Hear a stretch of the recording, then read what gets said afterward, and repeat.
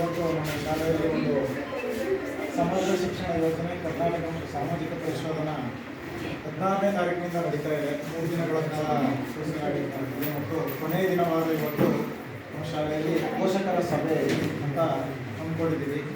ತುಂಬ ಖುಷಿ ಆಗ್ತಾ ಇದೆ, ಏಕೆಂದರೆ ಇಷ್ಟೊಂದು ಪೋಷಕರು ನಮ್ಮ ಶಾಲೆಗೆ ಇದುವರೆಗೆ ಬಂದಿರಲಿಲ್ಲ ಅಂದ್ಬಿಟ್ಟಿನಿ. ತುಂಬ ಜನ ಬಂದಿದ್ದೀರಾ, ನೋಡೋಕ್ಕೆ ತುಂಬ ಚೆನ್ನಾಗಿದೆ. ಇದೇ ಥರ ಮುಂದೆ ಬರ್ತಾ ಇದ್ರೆ ಇನ್ನೂ ಚೆನ್ನಾಗಿರುತ್ತೆ ಅಂತ ಕೇಳ್ಕೊಳ್ತಾ ಇದ್ದೀನಿ. ಹಾಗೆ ಯಾವುದೋ ಒಂದು ಕಾರ್ಯಕ್ರಮವನ್ನು ಮಾಡಬೇಕಾದ್ರೆ ನಾವು ಒಂದು ಪ್ರಾರ್ಥನೆ ಮುಖಾಂತರ ಮಾಡೋದು ನಮ್ಮ ಸಂಸ್ಕೃತಿ. ಹಾಗಾಗಿ ಒಂದು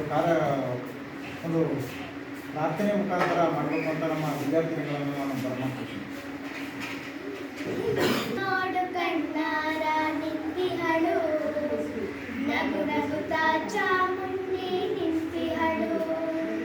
ನೋಡು ನೋಡು ಕಣ್ಣಾರ ನಿಂತಿಹಳು, ನಗು ನಗುತ್ತಾ ಚಾಮುಂಡಿ ನಿಂತಿಹಳು. ತಾಯಿ ಹೃದಯ ತಂದ ತುಂಬು ಮಮತೆಯಿಂದ ಬಾಯಲ್ಲಿ ಹೋ ಕಂದ ಎನ್ನುದಿಹಳು. ಕೈ ಬೀಸಿ ಬಳಿಗೆ ನಮ್ಮ ಕರೆದಿಹಳು. ನೋಡು ನೋಡು ಕಣ್ಣಾರ ನಿಂತಿಹಳು, ನಗು ನಗುತ್ತಾ ಚಾಮುಂಡಿ ನಿಂತಿಹಳು. ಮೈಸೂರು ನಗರದ ಬೆಟ್ಟದ ಮೇಲೆ ಮಹಿಷಾಸುರ ಸೋದನೆಯ ವೈಭವ ಲೀಲೆ. ಮೈಸೂರು ನಗರದ ಬೆಟ್ಟದ ಮೇಲೆ ಮಹಿಷಾಸುರ ಸೋದನೆಯ ವೈಭವ ಲೀಲೆ.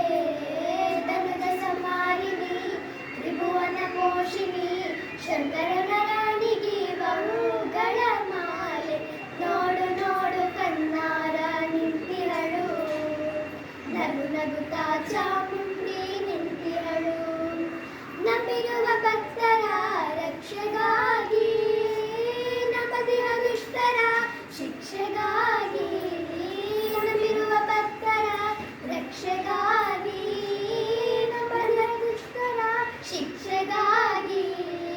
ನಿಂತಿಹಳು ನೋಡಲ್ಲಿ ಶೂನ್ಯಪಾನಿಯಾಗಿ, ಕರುನಾಡ ಮಕ್ಕಳ ಹಿಡಿದೈವವಾಗಿ. ನೋಡು ನೋಡು ಕಣ್ಣಾರ ನಿಂತಿಹಳು, ನಗು ನಗುತ್ತಾ ಚಾಮುಂಡಿ ನಿಂತಿಹಳು. ಉಕ್ಕಿ ಬಹ ನದಿಯಲ್ಲಿ ಅವಳ ನಗೆ, ಬೀಸಿ ಬಹ ಗಾಳಿಯಲ್ಲಿ ಅವಳು ಸಿರು. ಹಸಿರಸಿರು ಪೈರುಗಳೇ ಅವಳೊಡುಗೆ, ಆ ತಾಯಿ ರೂಪ. ಕಾರ್ಯಕ್ರಮವನ್ನು ಪ್ರಾರ್ಥನೆ ಮುಖಾಂತರ ಪ್ರಾರಂಭಿಸಿಕೊಂಡಂತಹ ನಮ್ಮ ಶಾಲೆಯ ವಿದ್ಯಾರ್ಥಿನಿಯರಿಗೆ ಧನ್ಯವಾದಗಳು. ಹಾಗೆ ಈ ಕಾರ್ಯಕ್ರಮದಲ್ಲಿ ಆಗಮಿಸಿರ್ತಕ್ಕಂಥ ಎಲ್ಲ ಗಣ್ಯರನ್ನು ಪೋಷಕರನ್ನು ಸ್ವಾಗತ ಮಾಡಿಕೊಳ್ಬೇಕು ಅಂತ ನಮ್ಮ ಶಾಲೆ ಮುಖ್ಯ ಶಿಕ್ಷಕರಾದ ಲಕ್ಷ್ಮಣ್ ಸರ್ ಅವರನ್ನು ಆಗಮಿಸಿದ್ದಾರೆ. ಎಲ್ಲರಿಗೂ ನಮಸ್ಕಾರ. ಈಗ ನನಗೆ ತುಂಬ ಖುಷಿ ಆಗ್ತದೆ. ಈ ಮಕ್ಕಳಿಗೆ ತುಂಬ ಬೇರೆ ಪೋಷಕರು ಇವತ್ತು ಬರ್ತಾ ಇದ್ದೀವಿ. ಹಾಗಾಗಿ ಯಾಕೆ ಕಾರಣ ಅಂತ ಗೊತ್ತಿಲ್ಲ, ಆದರೆ ಬಂದರೂ ಅರ್ಧ ಗಂಟೆಯಲ್ಲಿ ನಮ್ಮೆಲ್ಲ ಪುಸ್ತಕಗಳು ಆಗ್ತವೆ. ಆದರೆ ಬರ್ತಿರಲಿಲ್ಲ, ಏನಕ್ಕೆ ಅಂತ ಗೊತ್ತಿಲ್ಲ. ಕಾರಣ ಅವರು ಸಿಗ್ತಾ ಇಲ್ಲ. ಇಲ್ಲಿ ಇವತ್ತು ನನಗೆ ತುಂಬ ಖುಷಿ ಇದೆ. ಒಂದು ಮಕ್ಕಳಿಗೆ ತುಂಬ ಪ್ರೇರಿಸಿದ್ದಾರೆ ಅಂತಂದಾಗ ನಿಮ್ಮ ಜೊತೆ ಮುಕ್ತವಾಗಿ ಮಾತಾಡಲಿಕ್ಕೆ ಒಂದು ಅವಕಾಶ ಸಿಗ್ತಿದೆ ಅನ್ನೋದನ್ನು ನಾನು ಹೇಳ್ತಾ, ಈ ಒಂದು 2023-24ನೇ ಸಾಲಿನ ಸಮಗ್ರ ಶಿಕ್ಷಣ ಯೋಜನೆ ಮತ್ತು ಸಾಮಾಜಿಕ ಪರಿಶೋಧನೆಯ ಕಾರ್ಯಕ್ರಮ ಇದು ಸರ್ಕಾರದ ವತಿಯಿಂದ ಆಗ್ತಾ ಇದ್ದು 4 ದಿನಗಳ ಕಾಲ ನಡೀತಾ ಇದ್ದು 16ನೇ ತಾರೀಕು ಪ್ರಾರಂಭ ಆಗಿ ಇವತ್ತಿಗೆ ಮುಕ್ತಾಯ ಆಗ್ತಾ ಇದೆ. ಈ ಒಂದು ಉದ್ದೇಶ ಏನು ಅನ್ನೋದು ನಮ್ಮ ಮೇಡಮ್ ಹೇಳ್ತಾರೆ. ಇದರ ಉದ್ದೇಶವನ್ನು ಮತ್ತು ಮಕ್ಕಳ ಶೈಕ್ಷಣಿಕ ಪ್ರಗತಿಯ ಬಗ್ಗೆ ನಿಮ್ಮ ಜೊತೆ ಚರ್ಚೆ ಮಾಡಲಿಕ್ಕೆ ಈ ಒಂದು ಸಭೆಯನ್ನು ಮಾಡಿದ್ದೀವಿ. ಈ ಸಭೆಯ ಅಧ್ಯಕ್ಷತೆಯನ್ನು ನಮ್ಮ ಶಾಲೆಯ STMC ಸದಸ್ಯರಾಗಿರುವಂಥ ಶ್ರೀಯುತ ರಮೇಶ್ ಅವರು ವಹಿಸಿಕೊಂಡು ನಡೆಸ್ಕೊಳ್ಬೇಕು ಅಂತ ಹೇಳ್ಕೊಳ್ತಾ ಅವರಿಗೆ ಸಭೆಗೆ ಸ್ವಾಗತ ಮಾಡ್ಕೊಳ್ತಾರೆ. ಹಾಗೆಯೇ ಈ ಒಂದು ಕಾರ್ಯಕ್ರಮಕ್ಕೆ ನಮ್ಮ STMC ಅಧ್ಯಕ್ಷರಾದಂಥ ಶ್ರೀಯುತ ಲಿಂಗರಾಜ್ ಅವರು ಆಗಮಿಸಿದ್ದಾರೆ. ಅವರು ಕೂಡ ಆತ್ಮೀಯ ಸ್ವಾಗತವನ್ನು ಕೊಡ್ತಾರೆ. ಹಾಗೆ ಮತ್ತೊಬ್ಬರು ಸದಸ್ಯರು ಆದಂಥ ಶ್ರೀಯುತ ಬಸವರಾಜ್ ಅವರು ಆಗಮಿಸಿದ್ದಾರೆ. ಅವರು ಕೂಡ ಸ್ವಾಗತ ಮಾಡ್ತಿದ್ದಾರೆ. 4 ದಿನಗಳ ಈ ಸಾಮಾಜಿಕ ಪರಿಶೋಧನಾ ಕಾರ್ಯಕ್ರಮದ ಉಸ್ತುವಾರಿಯನ್ನು ವಹಿಸಿಕೊಂಡು ಈ ಒಂದು ಕಾರ್ಯಕ್ರಮ ಯಶಸ್ವಿಯಾಗಿ ಈ ಒಂದು ಪರಿಶೀಲನೆಯನ್ನು ಸಮಗ್ರ ಪರಿಶೀಲನೆ ಮಾಡಿರ್ತಕ್ಕಂಥ ಅವರ ಉತ್ಸವ ವಹಿಸಿರ್ತಕ್ಕಂಥ ಶ್ರೀಮತಿ ರೂಪಮ್ಮನವರು ಆಗಮಿಸಿದ್ದಾರೆ. ಅವರ ಆತ್ಮೀಯ ಸ್ವಾಗತ. ಹಾಗೆ ಈ ಒಂದು ಪೋಷಕರ ಸಭೆಗೆ ತಾಲೂಕು ಪಂಚಾಯತಿಯಿಂದ ಅಧಿಕಾರಿಗಳು ಬರಬೇಕಾಗಿತ್ತು, ಅನಿವಾರ್ಯ ಕಾರಣಗಳು ಬರಬೇಕಾಗಿಲ್ಲ. ಮತ್ತು ಅವ್ರ ಬದಲಾಗಿ ಅಭಿವೃದ್ಧಿ ಅಧಿಕಾರಿಗಳು ವಿಕಿರ ಪಂಚಾಯಿತಿಯ ಅಭಿವೃದ್ಧಿ ಅಧಿಕಾರಿಗಳು ಬರಬೇಕಾಗಿತ್ತು.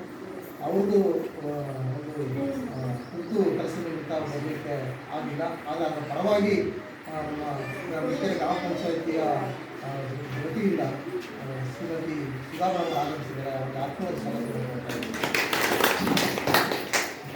ಹಾಗೆಯೇ ಎಷ್ಟೊಂದು ಸದಸ್ಯರಾಗಿರ್ತಕ್ಕಂಥ ಶ್ರೀಯುತ ನಾಗರಾಜ್ ಅವರು ಆಗಮಿಸಿದ್ದಾರೆ.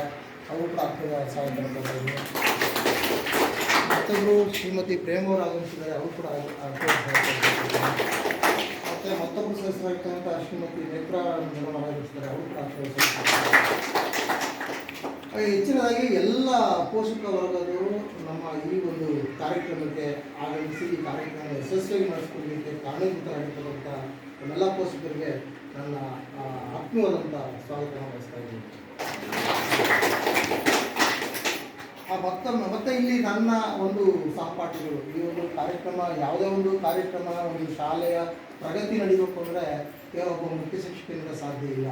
ಅವರು ಮಾನಸಿಕರಾಗಿ ಕೆಲಸ ನಿರ್ವಹಿಸ್ಬೋದು, ಆದರೆ ಎಲ್ಲ ಕೆಲಸವನ್ನು ಮಾಡುವಂಥ ಸಂಪೂರ್ಣವಾದ ಜವಾಬ್ದಾರಿಯನ್ನು ಹೊತ್ಕೊಂಡು ನಮಗೆ ಕೈ ಜೋಡಿಸ್ತಾ ಇರ್ತಕ್ಕಂಥ ನಮ್ಮ ಒಂದು ಶಾಲೆಯ ಕುಟುಂಬ ಅಂತ ಕೂಡ ನಾವು ಹೇಳ್ತೀವಿ. ಯಾಕಂದರೆ ಒಂದು ಕುಟುಂಬದ ಮೆಂಬರ್ ಇದ್ದಂಗೆ, ಸದಸ್ಯರಿದ್ದಂಗೆ ನಾವು ಎಲ್ಲರೂ ಕೂಡ ಹೊಂದಾಣಿಕೆ ಈ ಶಾಲೆಯ ಅಭಿವೃದ್ಧಿಯ ಮತ್ತು ಶೈಕ್ಷಣಿಕ ಪ್ರಗತಿಯನ್ನು ಮಾಡಬೇಕು ಅಂತ ಏನು ಒಂದು ಇದನ್ನು ಇಟ್ಕೊಂಡಿದ್ದೀವಿ, ಗುರಿಯನ್ನು ಇಟ್ಕೊಂಡಿದ್ದೇವೋ ಆ ಗುರಿಯೆಡೆಗೆ ನನಗೆ ಸಹಕಾರ ನೀಡ್ತಾ ಇರ್ತಕ್ಕಂಥ ನನ್ನ ಎಲ್ಲ ಸಹಪಾಠಿಗಳಿಗೆ ಆತ್ಮೀಯ ಸ್ವಾಗತ ಮಾಡ್ಕೊಳ್ತಾ ಇದ್ದೀನಿ. ನನಗೆ ಸಪೋರ್ಟ್ ಮಾಡ್ತಾ ಇರ್ತಕ್ಕಂಥ ಎಲ್ಲ ಪೋಷಕರಿಗೆ ಮತ್ತು ಮಕ್ಕಳಿಗೆ ಇರ್ತಕ್ಕಂಥ ಎಲ್ಲ ವೇದಿಕೆ ಆಶೀರ್ವಾಗಿರ್ತಕ್ಕಂಥ ಎಲ್ಲರಿಗೂ ಕೂಡ ಒಂದು ಸ್ವಾಗತ ನೀಡ್ತಾ ಇದ್ದೀನಿ. ಕಾರ್ಯಕ್ರಮದ ಮತ್ತೊಬ್ಬರು ವಿಸ್ತಾರ ಶ್ರೀನಿವಾಸ್ ಸರ್ ಅವರು ಬಿಟ್ಟಿದ್ದಾರೆ, ಅವರು ಕೂಡ ಬಿಟ್ಟಿದ್ದಾರೆ. ಸಾರಿ, ಅವರು ಕೂಡ ಸ್ವಾಗತ ಮಾಡ್ತಾರೆ. ನಮ್ಮ ಶಾಲೆ ಮುಖ್ಯ ಶಿಕ್ಷಕರಿಗೂ ಸಹ ಹೃದಯದ ಸ್ವಾಗತವನ್ನು ಕೊಡ್ತಾ ಇದ್ದೇನೆ. ಅವರೊಂದಿಗೆ ಅವರಿಗೂ ಸಹ ಧನ್ಯವಾದಗಳನ್ನು ಸಹ ಸಲ್ಲಿಸ್ತೇನೆ. ಈಗ ಕಾರ್ಯಕ್ರಮವನ್ನು ಗಿಡಕ್ಕೆ ನೀರಿನ ಮುಖಾಂತರ ಉದ್ಘಾಟಿಸಿಕೊಳ್ಳಬೇಕಂತ ಬೇಡಿಕೊಂಡಿರ್ತಕ್ಕಂಥ ಎಲ್ಲರಿಗೂ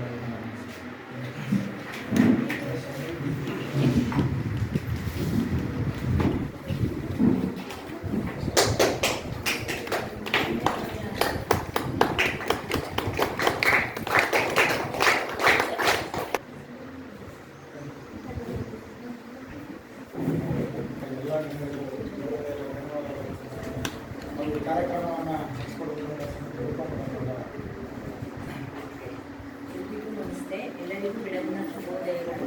ಗುರುಬ್ರಹ್ಮ ಗುರು ವಿಷ್ಣು ಗುರುದೇವೋ ಮಹೇಶ್ವರ ಗುರು ಸಾಕ್ಷಾತ್ ಪರಬ್ರಹ್ಮ ತಸ್ಮೈ ಶ್ರೀ ಗುರುವೇ ನಮಃ ಎಂದು ಗುರುಗಳನ್ನು ಸ್ಮರಣೆ ಮಾಡುತ್ತಾರೆ.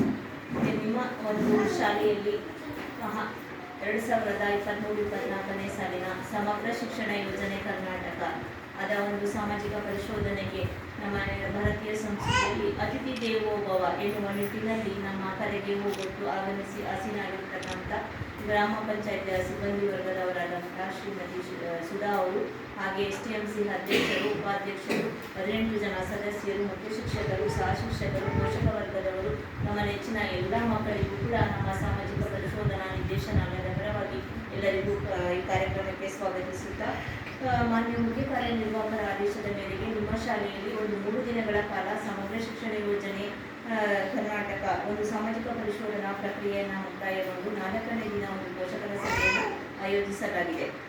ಈ ಪೋಷಕರ ಸಭೆಯ ಉದ್ದೇಶ ಏನಪ್ಪಾ ಅಂದರೆ, ನಿಮ್ಮ ಶಾಲೆಗೆ ಸರ್ಕಾರದಿಂದ ಬಂದಂತಹ ಅನುದಾನಗಳು, ಸೌಲಭ್ಯಗಳು ಜೊತೆಗೆ ಅದಕ್ಕೆ ಸಂಬಂಧಪಟ್ಟಂಥ ದಾಖಲಾತಿಗಳು ಎಲ್ಲ ಕೂಡ ನಿರ್ವಹಣೆ ಆಗಬೇಕು. ಯಾವುದೇ ಒಂದು ಅನುದಾನ ಬಂದರೂ ಕೂಡ ಅದಕ್ಕೆ ಸಂಬಂಧಪಟ್ಟಂತೆ ನಿರ್ವಹಣೆ ಆಗಿರಬೇಕು, ಎಲ್ಲ ಅದಕ್ಕೆ ಮಾಹಿತಿ ಲಭ್ಯವಿರಬೇಕು ಅನ್ನೋ ನಿಟ್ಟಿನಲ್ಲಿ ಒಂದು ಪಾರದರ್ಶಕವಾಗಿರಬೇಕು, ಯೋಜನೆಯ ಒಂದು ಸಹಭಾಗಿತ್ವದಿಂದ ಕೂಡಿರಬೇಕು. ಇದರ ಬಗ್ಗೆ ಒಂದು ಎಲ್ಲ ಒಂದು ಪೋಷಕ ವರ್ಗದವರಿಗೆ, ಸಮುದಾಯದವರಿಗೆ ಮಾಹಿತಿ ಲಭ್ಯವಿರಬೇಕು ಅನ್ನೋ ನಿಟ್ಟಿನಲ್ಲಿ ಒಂದು ಸಾಮಾಜಿಕ ಪರಿಶೋಧನಾ ಸಂದರ್ಭದಲ್ಲಿ ಒಂದು ಸರ್ವಾನುಮತದಿಂದ ಒಂದು ಸಭೆಯನ್ನು ಏರ್ಪಡಿಸಿದ್ದೀವಿ. ಇದರಲ್ಲಿ ನಿಮ್ಮ ಅನಿಸಿಕೆ ಅಭಿಪ್ರಾಯಗಳು, ತದನಂತರ ಮಕ್ಕಳ ಅನಿಸಿಕೆ ಅಭಿಪ್ರಾಯಗಳನ್ನು ಕೂಡ ನಾವು ವರದಿಯನ್ನು ಮಾಡಿ ತಾಲೂಕು ಪಂಚಾಯತ್ ಮತ್ತು ಜಿಲ್ಲಾ ಪಂಚಾಯತ್ಗೆ ಸಲ್ಲಿಸಲಾಗುವುದು. ಏಕೆಂದರೆ ನಮ್ಮ ಸೋಷಿಯಲ್ ಆಡಿಟಲ್ಲಿ ಮಾತ್ರ ನಾವು ಸಾರ್ವಜನಿಕವಾಗಿ ಸಭೆಗಳನ್ನು ಮಾಡುವಂಥದ್ದು. ಆಲ್ರೆಡಿ ಶಿಕ್ಷಣ ಇಲಾಖೆಯಲ್ಲಿ ಆಡಿಟನ್ನು ಮಾಡಿ ಅದಕ್ಕೆ ಸಂಬಂಧಪಟ್ಟ ವರದಿಯನ್ನು ಕೂಡ ಸಲ್ಲಿಸಿರ್ತಾರೆ. ಆದರೆ ಸಮುದಾಯದವರಿಗೆ ಎಲ್ಲ ಪೋಷಕರು, ಏಕೆಂದರೆ STMC ಮಂಡಳಿಯವರು ಮಾತ್ರ ಅನುದಾನ ಯಾವುದು ಬರುತ್ತೆ ಅನ್ನೋ ದಾಖಲಾತಿಗಳು ಲಭ್ಯವಿರುತ್ತೆ. ಬಟ್ ಸಾರ್ವಜನಿಕರಿಗೆ ಅಷ್ಟೊಂದು ಮಾಹಿತಿ ಲಭ್ಯವಿಲ್ಲ ಅನ್ನೋದ್ರಿಂದ ಅವರ ಅನಿಸಿಕೆ ಅಭಿಪ್ರಾಯಗಳು ಇದು ಸಮರ್ಪಕವಾಗಿರಬೇಕು, ಜನರ ಸಹಭಾಗಿತ್ವದಿಂದ ಯೋಜನೆ ಅನುಷ್ಠಾನ ಆಗಬೇಕು ನಿಟ್ಟಿನಲ್ಲಿ ನಾವು ಸಭೆಯನ್ನು ಕರೆದು ಅವರ ಅನಿಸಿಕೆ ಅಭಿಪ್ರಾಯವನ್ನು ಕೂಡ ಕ್ರೋಢೀಕರಿಸಿ ನಾವು ವರದಿಯನ್ನು ಮಾಡ್ತಕ್ಕಂಥದ್ದು. ಇದರ ನಿರೀಕ್ಷೆ ಫಲಿತಾಂಶಗಳ ಬಗ್ಗೆ ಹೇಳೋದಾದರೆ, ಸಮಗ್ರ ಶಿಕ್ಷಣ ಯೋಜನೆ ಒಂದು ಪ್ರೀ ನರ್ಸರಿಯಿಂದ 12ನೇ ತರಗತಿಯವರೆಗೆ ಉಚಿತ ಕಡ್ಡಾಯ ಶಿಕ್ಷಣ RTI ಕಾಯ್ದೆ ಮುಖಾಂತರ ಪ್ರತಿ ಮಗು ಕೂಡ ಶಿಕ್ಷಣದಿಂದ ವಂಚಿತರಾಗಬೇಕು ಅನ್ನೋ ನಿಟ್ಟಿನಲ್ಲಿ ಈ ಕಾಯ್ದೆಯನ್ನು ತಂದಿರುವಂಥದ್ದು. ಇದು ಸರ್ವ ಶಿಕ್ಷಣ ಅಭಿಯಾನ SSA ಮತ್ತು ರಾಷ್ಟ್ರೀಯ ಮಾಧ್ಯಮಿಕ ಶಿಕ್ಷಣ ಅಭಿಯಾನ RMSA ಮತ್ತು ಶಿಕ್ಷಕರ ಶಿಕ್ಷಣ ಟೀಚಿಂಗ್ ಎಜುಕೇಷನ್ ಅನ್ನೋ ನಿಟ್ಟಿನಲ್ಲಿ ಕೇಂದ್ರ ಪ್ರಾಯೋಜಿತ ಒಂದು ಯೋಜನೆಗಳನ್ನು ಒಗ್ಗೂಡಿಸುವಿಕೆಯಲ್ಲಿ ಮಾರ್ಪಾಡು ಮಾಡಿರುವಂಥದ್ದು. ಇದು ಮಕ್ಕಳ ಒಂದು ಗುಣಮಟ್ಟದ ಶಿಕ್ಷಣವನ್ನು ಹೆಚ್ಚಿಸ್ತಕ್ಕಂಥದ್ದು, ಮಕ್ಕಳ ಕಲಿಕಾ ಫಲಿತಾಂಶಗಳನ್ನು ಹೆಚ್ಚಿಸ್ತಕ್ಕಂಥದ್ದು, ಶಾಲಾ ಶಿಕ್ಷಣದಲ್ಲಿ ಸಾಮಾಜಿಕ ಮತ್ತು ಲಿಂಗ ಸಮಾನತೆಯನ್ನು ಹೋಗಲಾಡ್ತಕ್ಕಂಥದ್ದು. ಅಂದರೆ ಇಲ್ಲಿ ನಾವೆಲ್ಲರೂ ಒಂದೇ ಅನ್ನೋ ಭಾವನೆಯಿಂದ ಒಂದು ಪ್ರೇಯರನ್ನು ಮಾಡ್ತಕ್ಕಂಥದ್ದು, ಮಧ್ಯಾಹ್ನ ಬಿಸಿಯೂಟ ಯೋಜನೆಯಲ್ಲಿ ಪಾಲ್ಗೊಳ್ತಕ್ಕಂಥದ್ದು, ಎಲ್ಲರೂ ಜೊತೆಯಲ್ಲಿ ಗಂಡು ಮಕ್ಕಳು ಹೆಣ್ಮಕ್ಳು ಅನ್ನೋ ಭೇದ ಭಾವದಿಂದಲೇ ಎಲ್ಲರೂ ಒಟ್ಟಾಗಿ ಕುಳಿತು ಒಂದು ಶಿಕ್ಷಣವನ್ನು ಕಲಿತಕ್ಕಂಥದ್ದು. ಇದು ಒಂದು ನಿಟ್ಟಿನಲ್ಲಿ. ಜೊತೆಗೆ ನಿರೀಕ್ಷೆ ಫಲಿತಾಂಶಗಳ ಬಗ್ಗೆ ಹೇಳೋದಾದರೆ, ಸಾರ್ವತ್ರಿಕ ಪ್ರವೇಶ, ಸಮಾನತೆ, ಗುಣಮಟ್ಟವನ್ನು ಹೆಚ್ಚಿಸ್ತಕ್ಕಂಥದ್ದು, ಶಿಕ್ಷಣದಲ್ಲಿ ಔದ್ಯೋಗೀಕರಣಗಳನ್ನು ಹೆಚ್ಚಿಸ್ತಕ್ಕಂಥದ್ದು, ಸರ್ಕಾರದ ಯೋಜನೆಗಳು ಮತ್ತು ಪಾರದರ್ಶಕತೆಯ ಮಹತ್ವವನ್ನು ಕಂಡುಕೊಳ್ತಕ್ಕಂಥದ್ದು, ಮತ್ತು ಸಾರ್ವಜನಿಕ ಮತ್ತು ಅನುಷ್ಠಾನ ಸಂಸ್ಥೆಗಳ ಅಂತರವನ್ನು ಕಡಿಮೆ ಮಾಡ್ತಕ್ಕಂಥದ್ದು ಈ ಯೋಜನೆಯ ಮುಖ್ಯ ಉದ್ದೇಶ ಆಗಿರುತ್ತೆ. ನಾವು 2023-24ನೇ ಸಾಲಿನ ಯೋಜನೆಯನ್ನು ಆಡಿಟನ್ನು ಮಾಡ್ತಕ್ಕಂಥದ್ದು. ಇದು ಪ್ರಶ್ನಾವಳಿಗಳನ್ನು ಒಂದು ಶಿಕ್ಷಣ ಇಲಾಖೆಯಲ್ಲಿ ನಮಗೆ ಆಲ್ರೆಡಿ ಕೊಟ್ಟಿದ್ದು. ಇದನ್ನು ನಮಗೆ ಜೂನ್ ತಿಂಗಳಿಂದ ನಾವು ಆಡಿಟನ್ನು ಮಾಡ್ಕೊಂಡು ಬರ್ತಾ ಇದ್ದೀವಿ. ಏಪ್ರಿಲ್ ಟು ಜೂನ್ವರೆಗೂ, ಮಾರ್ಚ್ ಎಂಡಲ್ಲಿ ನಾವು ಮಂಡ್ಯ ಹೆಚ್ಚುವರಿಯಲ್ಲಿ ಆಲ್ರೆಡಿ ನಾವು 42 ಶಾಲೆಗಳನ್ನು ಮುಕ್ತಾಯಗೊಂಡು ನಿಮ್ಮ ಮಳವಳ್ಳಿ ತಾಲೂಕಿನಲ್ಲಿ 12 ಶಾಲೆಗಳನ್ನು ನಮಗೆ ಸಾಮಾಜಿಕ ಪರಿಶೋಧನೆಗೆ ಕೊಟ್ಟಿದ್ದಾರೆ. ಅದರಲ್ಲಿ 5 ಶಾಲೆಗಳು ಮಾತ್ರ, ಒಂದು ಗ್ರಾಮ ಪಂಚಾಯತಿ ವ್ಯಾಪ್ತಿಯಲ್ಲಿ ಒಂದು ಗ್ರಾಮ ಪಂಚಾಯತಿ 2 ಶಾಲೆಗಳನ್ನು ಆಯ್ಕೆ ಮಾಡಿಕೊಂಡು ಸ್ಟೇಟಿಂದಲೇ ಕೊಟ್ಟಿರುವಂಥದ್ದು. ಅದರ ಪ್ರಶ್ನಾವಳಿಗಳಲ್ಲಿ ನಿಮಗೇನಾದರೂ ಅನಿಸಿಕೆ ಅಭಿಪ್ರಾಯಗಳಿದ್ರೆ ತದನಂತರ ನೀವು ಕೇಳ್ಬೋದು. ನಾವು 2023-24ನೇ ಸಾಲಿನ 1/4/2023ರಿಂದ 31/3/2024 ಒಂದು ಆಡಿಟನ್ನು ಮಾಡ್ತಕ್ಕಂಥದ್ದು. ಆ ಒಂದು ದಿನಗಳಲ್ಲಿ 247 ದಿನಗಳು ನಡೀಬೇಕಿತ್ತು. ಅದಕ್ಕೆ ಬದಲಾಗಿ 135 ದಿನಗಳು ನಡೆದಿದೆ. 4 ಸ್ಥಳೀಯ ರಜೆಗಳನ್ನು ಮಂಜೂರು ಮಾಡಿದೆ. 4 ಸ್ಥಳೀಯ ರಜೆಗಳಂತ ಅಂದರೆ ನಿಮ್ಮ ಗ್ರಾಮ ದೇವತೆ ಹಬ್ಬ ಆಗಿರ್ಬೋದು, ನಿರಂತರ ಮಳೆ ಆಗಿರ್ಬೋದು, ಒಂದು ವಿಶೇಷ ದಿನಗಳಲ್ಲಿ ವರ್ಷದಲ್ಲಿ 4 ರಜೆಗಳನ್ನು ಮಂಜೂರು ಮಾಡಿದ್ದಾರೆ. ಉಳಿದಂತೆ 8 ರಜೆಗಳು ಸರ್ಕಾರಿ ರಜೆಗಳು, ಭಾನುವಾರ ಇತರೆ ರಜೆಗಳನ್ನು ಮಾಡಿರುವಂಥದ್ದು ದಾಖಲಾತಿಯಂತೆ ಕಂಡುಬಂದಿದೆ. ಜೊತೆಗೆ ಶಾಲಾ ಸರಾಸರಿ ಹಾಜರಾತಿ ಕುರಿತು ಅಂತ ಹೇಳೋದಾದರೆ 2023-24ರಲ್ಲಿ 47 ಮಕ್ಕಳ ಹಾಜರಾತಿ ಇತ್ತು. ಈಗ ಪ್ರಸ್ತುತ 41 ಮಕ್ಕಳ ಹಾಜರಾತಿ ಇದೆ. ಇನ್ನು 6 ಮಕ್ಕಳ ದಾಖಲಾತಿ ಕಡಿಮೆ ಆಗಿದೆ. ಯಾಕಂದರೆ ವರ್ಷ ದಾಖಲಾತಿ ಹೆಚ್ಚಾಗಬೇಕು. ಆದರೆ ನಿಮ್ಮ ಶಾಲೆಯಲ್ಲಿ ಪರವಾಗಿಲ್ಲ, 6 ಮಕ್ಕಳು ಕಡಿಮೆ ಆಗಿದೆ. ಒಂದೊಂದು ಶಾಲೆಯಲ್ಲಿ 10-12 ಕಡಿಮೆ ಆಗಿಬಿಡುತ್ತೆ. ಯಾಕಂದರೆ ಯಾವುದೇ ಒಂದು ಅನುದಾನ ಬರಬೇಕು ಅಂದರೂ ಕೂಡ, ಸೌಲಭ್ಯಗಳು ಸಿಗಬೇಕು ಅಂದರೆ ದಾಖಲಾತಿ ನಿರ್ವಹಣೆ ಆಗಬೇಕು. ಹೆಚ್ಚಿನ ಮಟ್ಟದಲ್ಲಿ ದಾಖಲಾತಿ ಇರಬೇಕೆಂದರೆ ಸರ್ಕಾರಿ ಶಾಲೆಗಳಲ್ಲೂ ತುಂಬ ಶಾಲೆಗಳು ಆಲ್ರೆಡಿ ಆಡಿಟಿಗೆ ಬಂದು ಮುಚ್ಚೋಗುವಂಥ ಸಂದರ್ಭಗಳಿವೆ. 5 ಮಕ್ಕಳು, 1 ಮಕ್ಕಳು, 2 ಮಕ್ಕಳು ಇದ್ದು 1 ಮಗು ಇದ್ದರೂ ಶಾಲೆ ತೆಗಿತಾರೆ. ಆದರೆ ಅನುದಾನಗಳ ಕೊರತೆ, ಶಿಕ್ಷಕರ ಕೊರತೆ ಇರುತ್ತೆ. ಈಗ 41 ಮಕ್ಕಳಿದ್ದಾರೆ, ಒಂದು 120-130 ಮಕ್ಕಳಾದರೆ ನಿಮ್ಮ ಶಾಲೆಗೆ ಒಂದು ವೆಹಿಕಲ್ ಟೀಚರ್ ಇರ್ಬೋದು, ಇನ್ನು ಹೆಚ್ಚುವರಿಯಾಗಿ ಇನ್ನೊಂದು 3 ಜನ ಟೀಚರ್ ಹಾಕುವಂಥ ಒಂದು ಪ್ರಕ್ರಿಯೆ ಇರುತ್ತೆ. ಯಾಕಂದರೆ ಯಾವುದೇ ಒಂದು ಸೌಲಭ್ಯಗಳು ಬರಬೇಕು ಅಂದರೆ ಮಕ್ಕಳ ಒಂದು ದಾಖಲಾತಿ ಹೆಚ್ಚಾಗಬೇಕು. ಪ್ರತಿದಿನ ವರ್ಷ ಹೆಚ್ಚಾದರೆ ಒಂದು ಅಭಿವೃದ್ಧಿ ಕಾರ್ಯಗಳಾಗಿರ್ಬೋದು, ಬಿಸಿಯೂಟ ಯೋಜನೆಯ ಒಂದು ಅಡುಗೆ ಸಿಬ್ಬಂದಿಗಳಾಗಿರ್ಬೋದು, ಒಂದು 150 ಮಕ್ಕಳಿದ್ರೆ ಇನ್ನೊಬ್ಬರು ಅಡುಗೆ ಸಿಬ್ಬಂದಿಗಳು 3ರಿಂದ 4 ಕೊಡುವಂಥದ್ದು, ಅವ್ರಿಗೆ ಸಹಾಯಕರಂತಾಗಿ ಶಿಕ್ಷಕರನ್ನು ಕೂಡ ಸಬ್ಜೆಕ್ಟ್ ವಾರು ಶಿಕ್ಷಕರನ್ನು ಕೊಡುವಂಥದ್ದು. ಈ ಎಲ್ಲ ಸೌಲಭ್ಯಗಳು ಬೇಕು ಅಂತ ಹೇಳಿದ್ರೆ ನಿಮ್ಮ ಸಮುದಾಯದವರು ಶಿಕ್ಷಕರು ಎರಡೂ ಕೈ ಕೊಡಬೇಕು. ಯಾಕಂದರೆ ಶಿಕ್ಷಕರು ಮನೆ ಭೇಟಿ ಮಾಡ್ತಾರಲ್ವಾ, ಶಾಲೆಯ ಮಕ್ಕಳ ನಿಮ್ಮ ಮನೆ ಭೇಟಿ ಮಾಡ್ತಾರಾ, ಈ ಥರ ಮಕ್ಕಳ ಅನಿಸಿಕೆಯನ್ನು ಕೂಡ ಬೇಕು. ಮಕ್ಕಳ ಸ್ಟ್ರೆಂತು ಜಾಗದ ಕೊರತೆ ಇರೋದ್ರಿಂದ ಅವ್ರು ಯಾರಿದ್ದೀರಾ ಅವರು ನಮಗೆ ಆನ್ಸರನ್ನು ಹೇಳಬೇಕು. ಯಾಕಂದರೆ ನಾವು ಯಾವುದೇ ಒಂದು ಮಾಹಿತಿಯನ್ನು ತಗೊಂಡು ಬೇಕು ಅಂದರೆ ನಾವು ಯೂಟ್ಯೂಬ್ ಲೈವನ್ನು ಮಾಡ್ತಾ ಇರುವಂಥದ್ದು. ಎಲ್ಲ ರಾಜ್ಯದಲ್ಲಿ ನೋಡುವಂಥ ಪ್ರಕ್ರಿಯೆ ಇರುತ್ತೆ. ನಿಮ್ಮ ಶಾಲೆಯ ಅನಿಸಿಕೆ ಅಭಿಪ್ರಾಯಗಳು, ಈಗ ನಿಮ್ಮ ಶಾಲೆಯಲ್ಲಿ ಯಾಕಂದರೆ ಪೋಷಕರು ಮನೆ ಮನೆಗೆ ಭೇಟಿ ಬಂದಂಥ ಸಂದರ್ಭಗಳು ಎಷ್ಟು ಹಿಂಸೆ ಅಧ್ಯಕ್ಷರು ಇರ್ತಾರೆ, ಶಿಕ್ಷಕರು ಇರ್ತಾರೆ, ಮಕ್ಕಳಾಗಿರ್ಬೋದು, ಎಲ್ಲರೂ ಕೂಡ ಮನೆ ಮನೆ ಭೇಟಿ ಮಾಡ್ತಾರ. ಯಾಕಂದರೆ ನಿಮ್ಮ ಅನಿಸಿಕೆಯೂ ಕೂಡ ನಮಗೆ ಬೇಕಾಗ್ತದೆ. ಈಗ ಅಡ್ಮಿಷನ್ ಸಂದರ್ಭದಲ್ಲಿ ಪೋಷಕರು ಮನೆ ಮನೆ ಭೇಟಿ ಶಿಕ್ಷಕರು ಬರ್ತಾರ. ಈಗ ನಮ್ಮ ಶಾಲೆ ಸೌಲಭ್ಯಗಳಿದೆ. ಈಗ ನಿಮ್ಮ ಅನಿಸಿಕೆಯನ್ನ ನಾವು ತಲೆ ಹಾಕಲಿಕ್ಕೋಸ್ಕರ ಆಡಿಟರ್ಲಿ ನಿಮ್ಮ ಅಭಿಪ್ರಾಯ ತಗೊಳ್ಳೋದು. ಯಾಕಂದ್ರೆ ಆಡಿಟ್ ಮಾಡಿ ಅವರು ವರದಿಯನ್ನ ಕೊಟ್ಟಿರ್ತಾರೆ. ಆ ವರದಿ ನಮಗೂ ಕೂಡ ತೋರಿಸಿದ್ರು. ಆದರೆ ನಾವು ನಮ್ಮ ಆಡಿಟಲ್ಲಿ ಏನಿದೆ ಅಂದರೆ ಪೋಷಕರ ಒಂದು ಅಭಿಪ್ರಾಯ ಹೇಳ್ಬೇಕು ಅನ್ನೋ ನಿಟ್ಟಿನಲ್ಲಿ ನಾವು ಕೇಳುವಂಥದ್ದು ಇರುತ್ತೆ. ಮನೆ ಮನೆ ಭೇಟಿ ಮಾಡ್ತಾರ. ಅದು ಸಮುದಾಯದವರು ಕೂಡ ಹೆಚ್ಚಿನ ಒಂದು ಸಹಕಾರ ಶಿಕ್ಷಕರಿಗೂ ಬೇಕಾಗುತ್ತೆ. ಇದರಲ್ಲಿ ನಿಮ್ಮ ಸಹಕಾರ ಇದ್ರೆ ಅವರು ಶಾಲೆ ನಡೆಸಲಿಕ್ಕಾಗದು. ಈಗ ನಾರು ಮಕ್ಕಳು ಕಡಿಮೆ ಆಗ್ತಿದ್ದಾರೆ ಅಂದರೆ ಪೋಷಕರದ್ದು ಬೇರೆ ಕಡೆ ಸೇರಿಸ್ಕೊಂಡು ಬಿಟ್ಟಿದ್ದಾರೆ. ಯಾಕಂದರೆ ಅನುದಾನಿತ ಶಾಲೆಗಳದ್ದು ಕಾಂಪಿಟೇಷನ್ ಇರುತ್ತೆ. ಸರ್ಕಾರನೇ ಅದಕ್ಕೂ ಕೂಡ ಲೆಸನ್ಸ್ ಕೊಡುತ್ತೆ. ಅದು ಇಲ್ಲಿ ಏನು ನುರಿತ ಶಿಕ್ಷಕರು ಇರ್ತಾರೆ, ಎಲ್ಲ ಪರ್ಸೆಂಟೇಜನ್ನು ತೆಗೆದಿರೋರೆ ಸರ್ಕಾರಿ ಶಾಲೆಗೆ ಬಂದಿರುವಂಥದ್ದು. ಈಗ ನಾವೇನಕ್ಕೋಸ್ಕರ ಓದಿಸ್ತೀವಿ, ಪ್ರೈವೇಟ್ ಟ್ಯೂಷನ್ ಅನುದಾನಿತ ಶಾಲೆಗಳಿಗೆ ಕಳಿಸ್ತೀವಿ ಅಂದರೆ ನಮ್ಮ ಮಕ್ಕಳಿಗೆ ಒಳ್ಳೆ ಕೆಲಸ ಸಿಗಬೇಕು, ಒಂದು ಸರ್ಕಾರಿ ಕೆಲಸನೇ ಸಿಗಬೇಕು ಅನ್ನೋ ನಿಟ್ಟಿನಲ್ಲಿ ತಂದೆ ತಾಯಿಗಳ ಕನಸಿರುತ್ತೆ. ಆದರೆ ಎಲ್ಲ ಸೌಲಭ್ಯಗಳು ಸರ್ಕಾರಿ ಶಾಲೆಗಳಲ್ಲೂ ಸಿಗುತ್ತೆ. ಆದರೂ ಕೂಡ ನಾವು ದುಡ್ಡನ್ನು ಸಂಪಾದನೆ ಮಾಡಿರೋದೆಲ್ಲನೂ ಬೇಕಾದ್ರೆ ಶಾಲೆಗೆ ಕಟ್ಟಿ ಕಳಿಸುವಂಥದ್ದು ಪ್ರಕ್ರಿಯೆ ಇರುತ್ತೆ.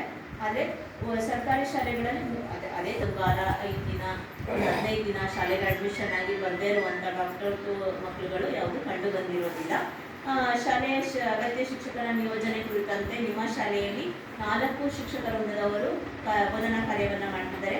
ನಿಮ್ಮ ಪ್ರಭಾರ ಮುಖ್ಯ ಲಕ್ಷ್ಮಣ ಸರ್ ಅವರು 1 ವರ್ಷ 8 ತಿಂಗಳಿಂದ ಬೋಧನಾ ಕಾರ್ಯವನ್ನು ಮಾಡ್ತಿದ್ದಾರೆ. ಇನ್ನು ಸೋಮಣ್ಣ ಅವರು 5 ವರ್ಷದಿಂದ, ಲೋಕೇಶ್ ಅವರು ಕೂಡ 5 ವರ್ಷದಿಂದ, ಮನು ಅವರು 3 ವರ್ಷದಿಂದ ಒಂದು ಉತ್ತಮವಾದ ಶಿಕ್ಷಣ ಕಾರ್ಯಕ್ರಮವನ್ನು ಮಾಡಿಕೊಂಡು ಹೋಗ್ತಿದ್ದಾರೆ. ಹಾಗೆ ವಿಶೇಷ ಅಗತ್ಯವುಳ್ಳ ಮೌಲ್ಯಮಾಪನ ಮಾಡಿರೋ ಬಗ್ಗೆ ಆದರೆ ನಿಮ್ಮ ಶಾಲೆಯಲ್ಲಿ 2023-24ರಲ್ಲಿ ಪ್ರಸ್ತುತ ಸಾಲಲ್ಲೂ ಕೂಡ ಯಾವುದೇ ಒಂದು ಮಕ್ಕಳು ಕಂಡು ಬಂದಿರೋದಿಲ್ಲ. ಇದ್ರೆ ಅವ್ರಿಗೂ ಕೂಡ ಸರ್ಕಾರದಿಂದ ಸಿಗುವಂಥ ಎಲ್ಲ ಸೌಲಭ್ಯಗಳಾಗಿರ್ಬೋದು, ಗೃಹಾಧಾರಿತ ಮಗು ಆಗಿರ್ಬೋದು, ಶಾಲೆಗೆ ಬರ್ದೇನೆ ಮನೇಲಿ ಇರುವಂಥ ಮಕ್ಕಳಿಗೂ ಕೂಡ ಅವ್ರಿಗೆ ಅಟೆಂಡೆನ್ಸ್ ಕೊಟ್ಟು ಸರ್ಕಾರದಿಂದ ಏನೇನು ಸೌಲಭ್ಯಗಳು ಬರಬೇಕು, ವಿಸ್ತೃತ ಯೋಜನೆ ಆಗಿರ್ಬೋದು, ಎಲ್ಲವನ್ನು ಸಿಗುವಂಥ ಪ್ರಕ್ರಿಯೆ ಇರುತ್ತೆ. ಮಕ್ಕಳ ಒಂದು ಗುಡ್ ಟಚ್ ಬ್ಯಾಡ್ ಟಚ್ ಬಗ್ಗೆ ಮಕ್ಕಳಿಗೆ ಏನಾದರೂ ನಿಮ್ಮ ಮಾಸ್ಟರ್ ಏನಾದರೂ ಹೊಡಿತಾರಪ್ಪ ನಿಮಗೆ ಮಕ್ಕಳ, ನೀವು ಶಾಲೆಗೆ ಬರಲಿಲ್ಲ ಅಂದರೆ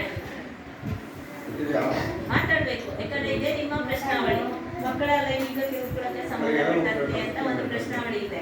ನಾವು ಮಕ್ಕಳನ್ನೇ ಕೇಳಬೇಕಲ್ವಾ.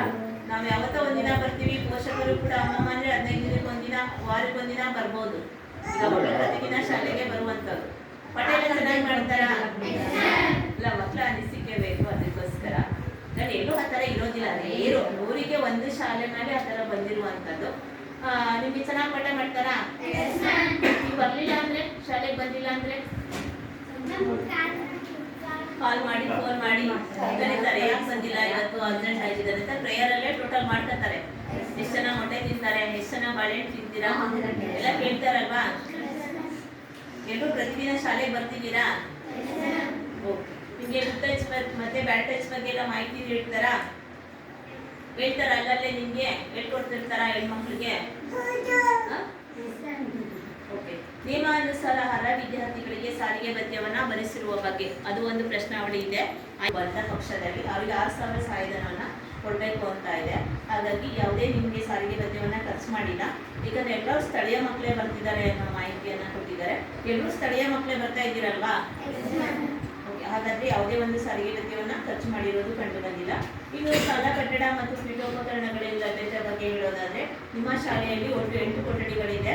ಅದರಲ್ಲಿ ಒಂದು ಬೋಧನಾ ಕೊಠಡಿಗಳು 4 ಇರುತ್ತೆ. ಒಂದು ಶಿಕ್ಷಕರ ಕೊಠಡಿ, ಅಡುಗೆ ಮನೆ, ಮಕ್ಕಳ ಮನೆ ಸೇರಿದಂತೆ 1 ಕೊಠಡಿ ದುರಸ್ತಿಯಲ್ಲಿರೋದು ಕಂಡು ಬಂದಿದೆ. ಅದಕ್ಕೆ ಸಂಬಂಧಪಟ್ಟಂಥ ನಾವು ದಾಖಲಾತಿಯನ್ನು ಒಂದು ಶಿಕ್ಷಣ ಇಲಾಖೆಗೆ ಮತ್ತು ಜಿಲ್ಲಾ ಪಂಚಾಯತ್ ಮತ್ತು ತಾಲೂಕು ಪಂಚಾಯತಿಗೆ ವರದಿಯನ್ನು ಸಲ್ಲಿಸಲಾಗುವುದು. ಹಾಗೆಯೇ ಮೂಲಭೂತ ಸೌಕರ್ಯಗಳಿಗೆ ಸಂಬಂಧಪಟ್ಟಂತೆ ಇದು ಶೌಚಾಲಯ ಮತ್ತು ಕುಡಿಯುವ ನೀರು. ಈಗ ಶೌಚಾಲಯಕ್ಕೆ ಸಂಬಂಧಪಟ್ಟಂತೆ 80 ಮಕ್ಕಳಿಗೆ ಅನುಗುಣವಾಗಿ ಒಂದು ಶೌಚಾಲಯ ಇರಬೇಕು ಅಂತ ಇದೆ. ನಿಮ್ಮ ಶಾಲೆಯಲ್ಲಿ ಪ್ರಸ್ತುತ 41 ಮಕ್ಕಳಿರೋದ್ರಿಂದ ಶೌಚಾಲಯದಲ್ಲಿ ನಿರಂತರವಾಗಿ ನೀರು ಬರುತ್ತಪ್ಪ? ನಲ್ಲಿ ಇದೆಯಾ? ಪ್ರತಿದಿನ ನೀರಿನ ಸಮಸ್ಯೆ ಇಲ್ವಾ? ಬರ್ತಾ ಇರುತ್ತಾ? ಅವಾಗವಾಗ ಅಲ್ಲಲ್ಲೇ ಸ್ವಚ್ಛತೆಗೊಳಿಸ್ತಾರ? ಅದನ್ನ ಬೇರೆ ಕಡೆಯಿಂದ ಬಂದು ಸ್ವಚ್ಛ ಮಾಡಿ ಹೋಗ್ತಾರ, ಅಂದರೆ ಕ್ಲೀನ್ ಮಾಡ್ತಾರ? ನಿಮಗೆ ಶುದ್ಧ ಕುಡಿಯುವ ನೀರಿನ ಬಗ್ಗೆ ಹೇಳೋದಾದ್ರೆ ನಿಮ್ಮ ಶಾಲೆಯಲ್ಲಿ RO ಪ್ಲಾಂಟ್ ಇದೆ. ಸಾಕಷ್ಟು ನೀರು ಕುಡಿತೀರಾ? ಪ್ರತಿದಿನ ಎಷ್ಟು ನೀರು ಕುಡಿತೀರಾ ಹೋಗಿ? ಅರ್ಧ ಲೀಟ್ರ, 1 ಲೀಟ್ರ, 2 ಲೀಟ್ರ, ಎಷ್ಟು ಕುಡಿತೀರಾ ಹೇಳ್ಬೇಕು. ಯಾಕಂದ್ರೆ ನಾನು ಅದಕ್ಕೋಸ್ಕರನೇ ಎಲ್ಲ ಮಕ್ಕಳನ್ನ ಕೂರಿಸ್ಕೋಬೇಕು. ಇಲ್ಲಿ ಜಾಗದ ಕೊರತೆ ಇರೋದ್ರಿಂದ ಸ್ವಲ್ಪ ಮಕ್ಕಳನ್ನ ನಾವು ಕೂರಿಸ್ಕೊಂಡಿರುವಂತದ್ದು. ಎಲ್ಲರೂ ನೀರು ಕುಡಿತೀರಾ? ಎಷ್ಟು ಲೀಟ್ರ್ ಕುಡಿತೀರಾ? 1 ಲೀಟ್ರ, ಅರ್ಧ ಲೀಟ್ರ? ಎಲ್ಲರೂ ಕುಡಿತೀರಾ? ಮಧ್ಯಾಹ್ನ ಬಿಸಿ ಊಟ ಆದ್ಮೇಲೆ ಹೆಣ್ಮಕ್ಳಿಗೆ ಬಿಸಿನೀರು ಬೇಕು ಅಂತ ಹೇಳಿದ್ರೆ ಅಡುಗೆ ಅಮ್ಮ ಬಿಸಿನೀರನ್ನ ಕಾಯಿಸ್ಕೊಡ್ತಾರಾ? ಆರೋಗ್ಯ ಸಮಸ್ಯೆ ಆದ ಸಂದರ್ಭದಲ್ಲಿ ಇನ್ನಿತರ ದಿನಗಳಲ್ಲಿ ನಿಮ್ಗೆ ಏನಾದ್ರು ಬಿಸಿನೀರು ಬೇಕು ಅಂತ ಕೂಡ ಅವರು ಕೊಡ್ಬೇಕು ಅನ್ನೋ ನಿಟ್ಟಿನಲ್ಲಿ ನಾವು ನಿಮ್ಮನ್ನ ಕೇಳ್ತಾರೆ. ಕೊಡ್ತಾರಾ? ಸಾಕಷ್ಟು ನೀರ ಕುಡೀರಿ. ನೀರು ಕುಡಿಯೋದ್ರಿಂದ ನಿಮ್ಮ ಆರೋಗ್ಯ ಚೆನ್ನಾಗಿರುತ್ತೆ, ದೈಹಿಕ ಬೆಳವಣಿಗೆ ಚೆನ್ನಾಗಿರುತ್ತೆ, ಜೀರ್ಣಕ್ರಿಯೆ ಚೆನ್ನಾಗಾಗಲಿ ಅನ್ನೋ ನಿಟ್ಟಿನಲ್ಲಿ ಪ್ರತಿ ಶಾಲೆಗಳು ಕೂಡ ಇಂತಿಷ್ಟು ಅನುದಾನವನ್ನ ಕುಡಿಯೋ ನೀರಿಗೆ ಅಂತ ಖರ್ಚು ಮಾಡುವಂಥದ್ದು. ನಾನು ಯಾಕೆ ಈ ಪ್ರಶ್ನಾವಳಿ ಅಂದ್ರೆ ಅವರೇ ಸರ್ಕಾರದಿಂದ ಕೊಟ್ಟಿರುವಂಥದ್ದು. ಶೌಚಾಲಯ ಸ್ವಚ್ಛತೆಗೆ ಅನುದಾನ ಬರುತ್ತೆ, ಅದನ್ನ ನೀಟಾಗಿ ಮೇಂಟೈನ್ ಮಾಡ್ಲಿಕ್ಕೆ ಅವರಿಗೆ ಇಂತಿಷ್ಟು ಅನುದಾನ. ಒಂದ್ಸರಿ ಕ್ಲೀನ್ ಮಾಡಿದ್ರೆ 500, 300 ಅವರೇ ತಗೋತಾರೆ ಸಹಾಯಧನವನ್ನ ಕೊಡುವಂಥದ್ದು. ಇನ್ನು ಕುಡಿಯೋ ನೀರಿಗೆ ಸಂಬಂಧಪಟ್ಟಂತೆ ಶಾಲೆಯಲ್ಲಿ ಲಭ್ಯವಿಲ್ಲ ಅಂದ್ರೆ ಹೊರಗಡೆಯಿಂದ ಆರ್ಒ ಪ್ಲಾಂಟ್ ಇಂದ ತಂದು ಕ್ಯಾನಲ್ಲಿ ಸಂಪರ್ಕ ಮತ್ತೆ ಹರ್ತಿಂಗ್ ವ್ಯವಸ್ಥೆ ಬಗ್ಗೆ ಹೇಳೋದಾದ್ರೆ ನಮ್ಮ ಶಾಲೆಯಲ್ಲಿ ಎಲ್ಲ ಕೊಠಡಿಗಳಿಂದ ಹರ್ತಿಂಗ್ ವ್ಯವಸ್ಥೆ ಇದೆ ಅಂತ ಹೇಳಿದ್ದಾರೆ. ಹಾಗೆ ಇನ್ನು ಪ್ರಯೋಗಾಲಯ ಮತ್ತೆ ಗ್ರಂಥಾಲಯಕ್ಕೆ ಸಂಬಂಧಪಟ್ಟಂತೆ ನಿಮ್ಮ ಶಾಲೆಯಲ್ಲಿ ಇದು ಏಕೆಂದ್ರೆ GHVS ಶಾಲೆ ಇರೋದ್ರಿಂದ ಪ್ರಯೋಗಾಲಯ ಲಭ್ಯವಿರೋದಿಲ್ಲ. ಪ್ರಯೋಗಾಲಯಕ್ಕೆ ಸಂಬಂಧಪಟ್ಟಂತೆ ಕೆಲವು ಐಟಮ್ಸ್ಗಳು ಗಣಿತ ಕಿಟ್ಗಳೆಲ್ಲ ಲಭ್ಯ ಇದೆಯಾ? ಅದನ್ನ ನಿಮ್ಮ ಬಳಕೆಗೆ ಕೊಡ್ತಾರಾ? ಏನೇನಿದೆ ನಿಮ್ಮ ಶಾಲೆಗಳಲ್ಲಿ? ಈಗ ಪ್ರಯೋಗಾಲಯಕ್ಕೆ ಸಂಬಂಧಪಟ್ಟಂತೆ ಏನೇನು ಗಣಿತ ಕಿಟ್ಗಳು ಲಭ್ಯವಿದೆ? ಸರ ಯಾರು ಮಾಡ್ತಾರೆ? ಸರ್ ಯಾವ್ಯಾವನ್ನ ನಿಮ್ಗೆ ಬಳಕೆ ಕೊಡ್ತಾರೆ ಹೇಳ್ಬೇಕು. ಯಾಕಂದ್ರೆ ನೀವೇ ಅಲ್ವಾ ಅದನ್ನ ಮಾಡೋದು. ಹೇಳ್ರಿ, ಯಾರಾದ್ರೂ ಹೇಳ್ಬೋದು. ಘನಪುಟಿಗಳು. ನೆಕ್ಸ್ಟ್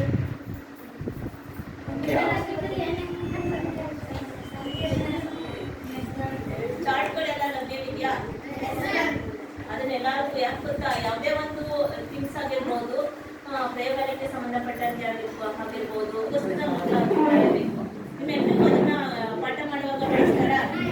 ಗಣಿತ ಕಿಟ್ಗಳಿರ್ಬೋದು, ನಲಿಕಲಿ ಚಾರ್ಟ್ಗಳಿರ್ಬೋದು, ಎಲ್ಲವನ್ನ ಮಕ್ಕಳ ಬಳಿಗೆ ಕೊಡ್ಬೇಕಂತ ಇದೆ. ಕೊಡ್ತಿದಾರ? ಹೇಗೆ? ಹಾಗೆ ನೆಕ್ಸ್ಟ್ ಗ್ರಂಥಾಲಯಕ್ಕೆ ಸಂಬಂಧಪಟ್ಟಂತೆ 1500 ಗ್ರಂಥಾಲಯ ಬುಕ್ಸ್ ಇದೆ ಅಲ್ವಾ? ನೀವು ಯಾವ್ಯಾವ್ದು ಇಲ್ಲಿವರೆಗೆ ಗ್ರಂಥಾಲಯ ಬುಕ್ಸ್ ಅನ್ನ ಓದಿದ್ದೀರಾ? ಆಗಾಗ ಕೊಡ್ತಾರಲ್ವಾ ಗ್ರಂಥಾಲಯ ಬುಕ್ಸ್? ಹೇಳಿ, ಒಬ್ಬೊಬ್ಬರಾಗಿ ಹೇಳ್ಬೇಕು. ಯಾರು ಗ್ರಂಥಾಲಯ ಬುಕ್ಸ್ ಇಲ್ಲಿವರೆಗೆ ಓದಿದ್ದೀರಾ? ಸುಭಾಷ್ ಚಂದ್ರ ವಿಜ್ಞಾನಿಗಳ ಬಗ್ಗೆ. ನೆಕ್ಸ್ಟ್ ಎಷ್ಟು ದಿನಕ್ಕೆ ಒಂದ್ಸರಿ ಇಸ್ಕೊತೀರಾ ಆ ಬುಕ್ಸ್ನ? 15 ದಿನಕ್ಕೆ ಒಂದ್ಸರಿ ವಯಸ್ಸು. ಯಾವ್ದ್ರ ಬಗ್ಗೆ? ಬೇಲೂರು ಹಳೆಬೀಡು ಬಗ್ಗೆ ಓದಿದ್ದೀರಾ? ನೆಕ್ಸ್ಟ್ ಕಂಪ್ಯೂಟರ್ ಬಗ್ಗೆ. ಯಾರು ಜ್ಞಾನಿಗಳ ಬಗ್ಗೆ ಓದಿಲ್ವಾ? ಗೌತಮ ಬುದ್ಧ ಮತ್ತೆ ವಿಶ್ವೇಶ್ವರಯ್ಯ ಎಲ್ಲ ಸಣ್ಣ ಕಥೆಗಳು, ಚಟುವಟಿಕೆ. ಯಾಕಂದ್ರೆ ವಿಜ್ಞಾನಿಗಳ ಬಗ್ಗೆನೂ ಕೂಡ ಓದಿ.